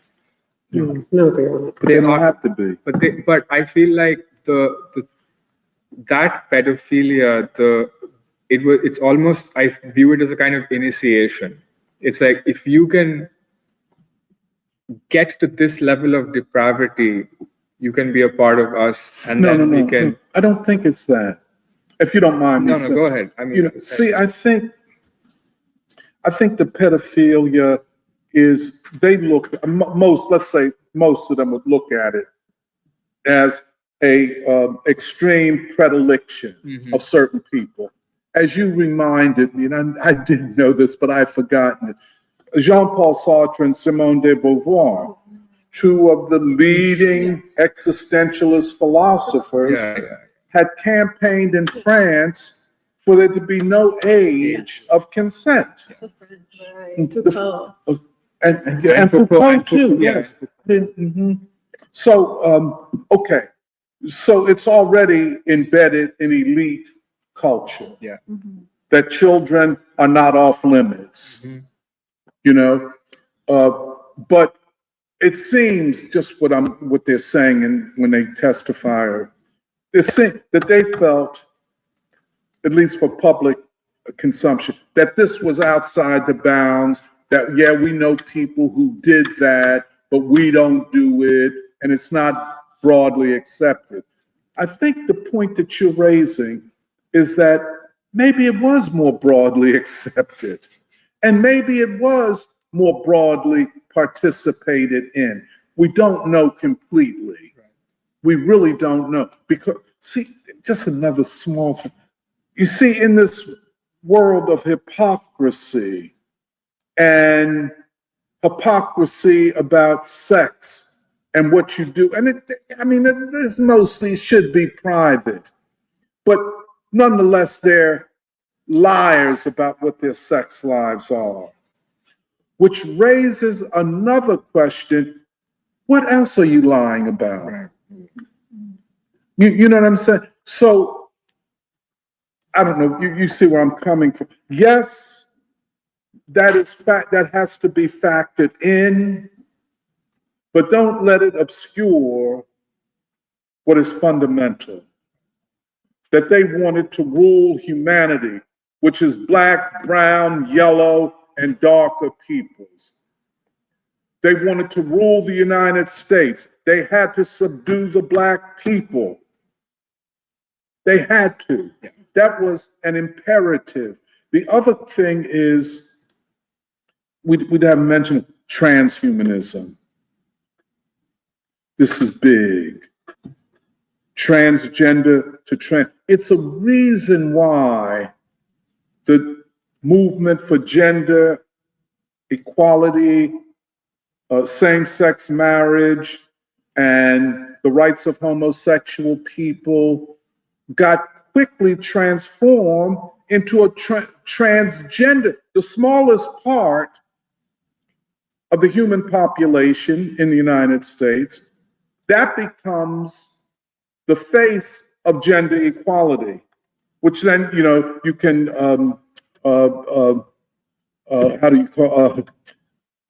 shame people by saying, oh, you're anti-trans. Person say, well, I'm down with same-sex marriage, but I don't know about, no, you got to accept, you got to have drag queens in your classroom and shit. I think that was just the opening announcement to the transhumanist. Well, what is transhumanism? Well, what is sex about at its most fundamental level, cross species, reproduction? Okay? So if you cut out reproduction, just for the whole population, let us say, and you say that the transhuman will be a genetically engineered AI, whatever person, who is no longer human but is superior to humanity. This is Judith Butler. Well, that's when you get into bioengineering, when you talk about yes, that. definitely. I know, John, but I'm saying that the eugenics and the transgender and transhuman thing go hand in glove. Mm-hmm. Because you're right, it all gets back to kind of genetic engineering, genes. And it has like Baldwin said, it ain't got nothing to do with revolution or sex. Mm-hmm. It has everything to do with the invention of a new kind of white person. But then also I'll keep mine very brief. No, go ahead. I also know we're trying to wrap up soon. Yeah, close to 2:15. So I was just gonna say that on this thing of like knowledge, or even I actually or even the eugenics question. I actually think that this discussion that we're having about eugenics, I'm still trying to get a sense of what we mean by eugenics is a new science, but eugenics is a newer science, but that in Du Bois's time, what makes his work so noble to actually try to create a new science of human beings at a time when maybe let's say scientific racism was such a prevalent theory, and also part of the whole effort in the wake of the betrayal of Reconstruction to reinscribe whiteness, to actually create a science, a pseudoscience, but a science of like, races, Yes. of, like whiteness, of like Africanness, but then also intelligence. It gives all his work like, so much meaning because it seems like actually our drawing upon like his revolutionary sociology, his science of human beings still matters for this day because the face of that knowledge, that kind like an Epstein class, the kind of way in which like universities, but also the state has been wielding like knowledge and also like this ideology of whiteness like continues in this civilizational quality. Like I think it just shows that, our emphasis on a revolutionary science of human beings, of knowing man, and Can I just actually, say, like, I'm sorry, I don't, a new world movement of thought. We cannot underestimate Du Bois. In the face of social Darwinism and Herbert Spencer. I'm sorry. yeah, like I was just thinking about that because that's something that we just, can't be underestimated with what Du Bois is doing, the No kind question. of ability of his I work, agree. the, I agree. the forces and the ideas that he was actually trying to write with. And that's one of the reasons why I think it's been such an important part of free school to actually elevate and excavate Du Bois from all of the, critiques or the kind of trivializing or the belittling of Du Bois. I mean, even for me, I was thinking about how Du Bois wrote, like in The Souls of White Folk, like, when he is asked, like, how would you define whiteness? I mean, whiteness is the ownership of the world forever and ever. And like, that's his like, part of his whole thing of like, he's saying that discovery of personal whiteness is something from the 19th and 20th centuries. Like something is very important to understand about like the rise of the construction of white supremacy in that moment that, continues to still have so many reverberations today. And is precisely what the American people are trying to cast off as they see all of this exposed, this face of whiteness that, as we said in the Declaration, like they don't want a part in that, or to do so really actually asks us the question of like how, like if this is exactly what is so embedded in not only our, these specific individuals, but actually it so touches our banks, our universities, our media, our politicians, and like I think people are very hungry to really be able to cast all this off and start fresh and start anew and create. And I think it actually does hammer in this thing of a civilizational crisis and a civilizational remaking.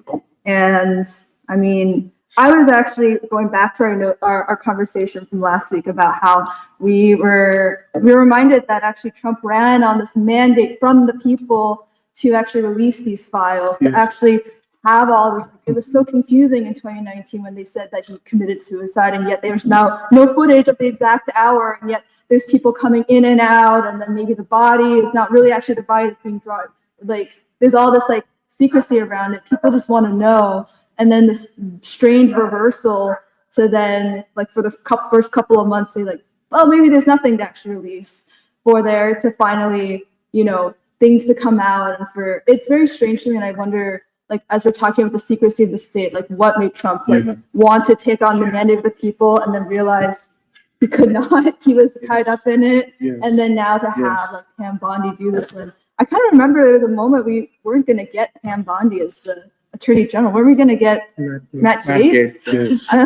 Like, I don't know, like it's very confusing how at one point there was such a, at least like light or glimmer that there could be a way in which this could be like, dismantled with, people are sort of like conscious and the way it's done now, I think people are very appalled. And I think it just like makes me think about what, this point that like the people must actually act now and not succumb to pessimism, succumb to like so much like not just disgust, but almost jaded what can be done, but rather actually be reminded like of their, moral consciousness, and even the fact that there is such a thing as an alternate civilization in this very country that is organic to the American people, organic to its own revolutionary process. That, and even Du Bois, like this, and what speaks more to the American people now? What do they so wish to see, and what do they so wish to be actually a part of, like a colored modernity that like has no part in any. I see no other path forward.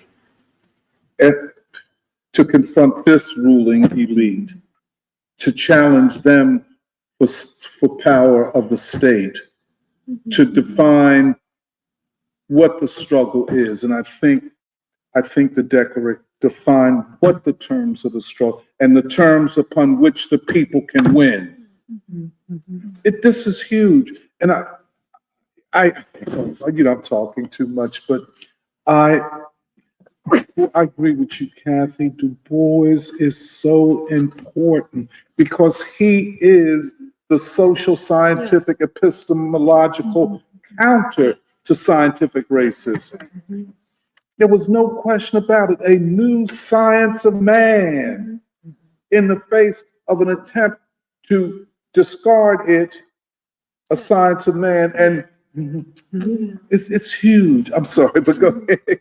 Well, I think part of what I was trying to say by like evolutionary biology being a young science is that, I guess, similar to like with string theory, when we were making the case that the question had not been decided whether string theory was the path to go, but then the ruling class basically like pushed down the scale and said, no, we're going in this direction. Yes. I think Yes. that in terms of the science of man, like it was a question of like, oh, is it scientific racism and eugenics, or is it Du Bois? And what does it mean that the ruling class has invested basically like, I mean, yeah, for the last like 100 years on like this thing of like eugenics in some degree when the question has not been answered. Right. But that like, yeah, like there is, I think, a different legacy. Say that again. Du Like- Bois was also inspired by Darwin, but took the meaning of Darwin in Yeah. a completely different way. But then the control of knowledge by the state has been written by the science fiction writer Ray Bradbury, like when he wrote Fahrenheit 451. He was talking about the state controlling all knowledge in that sense. So science fiction writers have written about this before. So this is not anything new. And as far as the whole transhumanism thing, that is, I believe that's what the elites want to do. They want to expand their lifespans beyond what is the normal human lifespan, and they want to get into this sense of there is no gender, there is no barriers and so forth in that sense, so that they can bioengineer themselves into whatever gender they want to be if they extend their lifespans. Absolutely. I mean, it's, okay, definitely. Okay, let's. We have like Right. we have like a million comments. Really? I'm not gonna read all of them because I feel like people have a lot of feelings about the Epstein files and are dropping a lot of like their research and their knowledge, which I think is great, but people can read it themselves. Okay, like supposed connections of Epstein and Maxwell to 9/11, connections to Wexner and Leon Black and the Rothschilds, connections to Hollywood with Quentin Tarantino, Leo DiCaprio, Kevin Spacey, P. Diddy, many more. The airlines. Okay, Tom said, speaking of evolution, after considering exactly who would have knocked up Adam and Eve and Noah's daughters, aren't we all family? Then let's see. Dexter Jackson said maybe AI will take care of the unified theory. Bomblai says they think that they're smart yet don't know how to live life. They need a system. They know math, but their soul is dead and their spirit is dumb. Then let's see. People were questioning string theory. Bomblai said, I don't think they'll ever find the smallest particle. Dexter Jackson asked, is space more dense in a smaller space? And then, let's see. So many. Bombalai said, Chomsky thought that King was so eloquent that he hated him. His voice made him feel inferior. Inferiority exists within itself. There was a conversation about the role of the Jewish elites. Noah with Iran says, the majority of young Western Jews oppose Israel now, and it's white supremacy. Then, let's see, saying that Israel's your enemy, not Jews in the whole. David Ball says, if they know that they're superior to dogs and cats and don't need to prove it, why are they so bent out of shape needing to prove black folk inferior? All things being unequal. Magna said, the Epstein milieu raises the question of what is genius? Those who can't see the transcendental genius of King, Du Bois, and Coltrane are the worst kind of barbarians, not geniuses. This is our elite, left and right. Jupiter Hammond says, race as a social construct and the creation of whiteness is how the US turned its immigrant European peasants, of which the vast majority of Caucasians descend, into class collaborators. David Ball says, Professor, salute. Then talking about collapse, Jupiter Hammond says, Imperial China and the Roman empires are examples of pre-capitalist collapse. The decline of the British Empire is a better example, or even the collapse of the Soviet Union, to think about collapse in, I guess, a time of capitalism. And then, but the United States is the first and only empire that is a settler colony, and geography has been its global advantage, protecting it from foreign invasion and occupation, unlike the old world empires. No War with Iran says, withdraw our money from mainstream banks, Wall Street, and BDS Israel. Then, so many comments. So many. Jexter Jackson says, we're better defined by the struggles that we overcome rather than the comforts that we enjoy. And Trend the Great is so happy to see free school pop up in their feed. And Jexter Jackson says, being gifted without discipline and application is being worse than useless. And also said, Epstein got away with it because they, whoever they are far more entrenched in the halls of power than we're ready to recognize. We are connected by our shared struggles. The ultra wealthy knock down their obstacles with money. They're a different kind of species. Then Rival Z says, good morning. Colin also said, good morning. Nathan Reddy says, the scientific agenda seems not just undemocratic, but anti-democratic. And then Jupiter Hammond said, state secrecy is a requirement for any state's existence and defense. And Colin says, the internal teams in the tech industry that are responsible for implementing censorship policies are usually named integrity teams.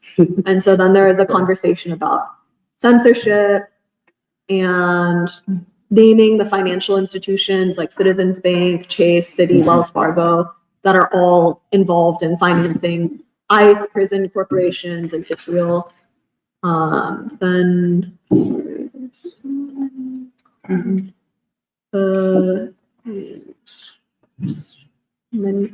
421 BB4 says academia is completely compromised. And then people said that they also said that the vaccines are what's the problem. And then Alice Chalker says the rich don't want to die. And then No War with Iran says the USSR was defeated by the US empire. That's my thesis. It did not collapse on its own. And then, yeah, but there are a lot of comments and a lot of new commenters for the next few weeks. I'm sure this is Great. I just want to say, I talked to Alice. She had her surgery. It was far more than she thought it was going to be, although it was successful. But there's discomfort and pain. She wanted to be here today, but she'll be back in Philly on Wednesday. I talked to Emily last night for a couple of hours, and her grandfather, who she went over with her mother to help care for during Chinese New Year and stuff, and she said that her mom said that her grandfather really eats when she cooks for him. Aww. Yeah, she told me that she's learning so much about his life, that he traveled to every part of China. He loved China that much. And then I spoke to Purba this morning, and I spoke to Raju and Nandatha, and they're in India. Talking. That's why I can't get time to finish Becker. But anyway, they said they're following so closely these Epstein files, especially as relates to knowledge and science. That might be the central thing of it all, or at least what we know so far. I talked to them about a symposium or seminar on Beckett's book in March. Hold on, the seminar. The seminar, yeah, will be like free school, but we'll be discussing Beckett's book, maybe the middle or end of March. We can get on it. It has to be discussed, and some people who listen to the live stream have asked that we do it. But I think we have to do it even for ourselves. So, that's all I had to say. Yeah, thank you to everyone for, first of all, the feedback on the declaration. Oh, It man. was really appreciated, and we'll hopefully have it finalized within the next week or so. And also, we commend everyone for staying and listening for the whole time. I know it's a lot. And yeah, with that, I guess we'll say Happy Valentine's Day. Oh, also sorry. I thought it was Shabarto who said it was Valentine's Day, but it was not Shabarto. It was Nathan Reddy. I don't know Nathan Reddy. It's okay. We Well, yeah, I mean, because this may sound strange, but if there's anything that the whole Epstein stuff reveals in a different light, it's like what happens when people cut themselves off totally from humanity Yeah. and cut themselves off from also, I think that's one of the only ways you can explain the sexual stuff is like these people have no concept of love. They have no concept of humanity. And so it deforms them into these I grotesque see when you cut yourself off, Yeah. no concept of love, but no accountability. and no accountability. Yeah. And so I guess for us, we are, maybe that's something we should put more in the declaration, but this concept of love. Yeah, I was thinking. And so I guess that's a way to end. Is that in the declaration? Sort of, we put beloved, struggle, beautiful and beloved. struggle. Yeah, we can work it in. But yeah, thank you everyone for Okay. watching, and we'll be back next week.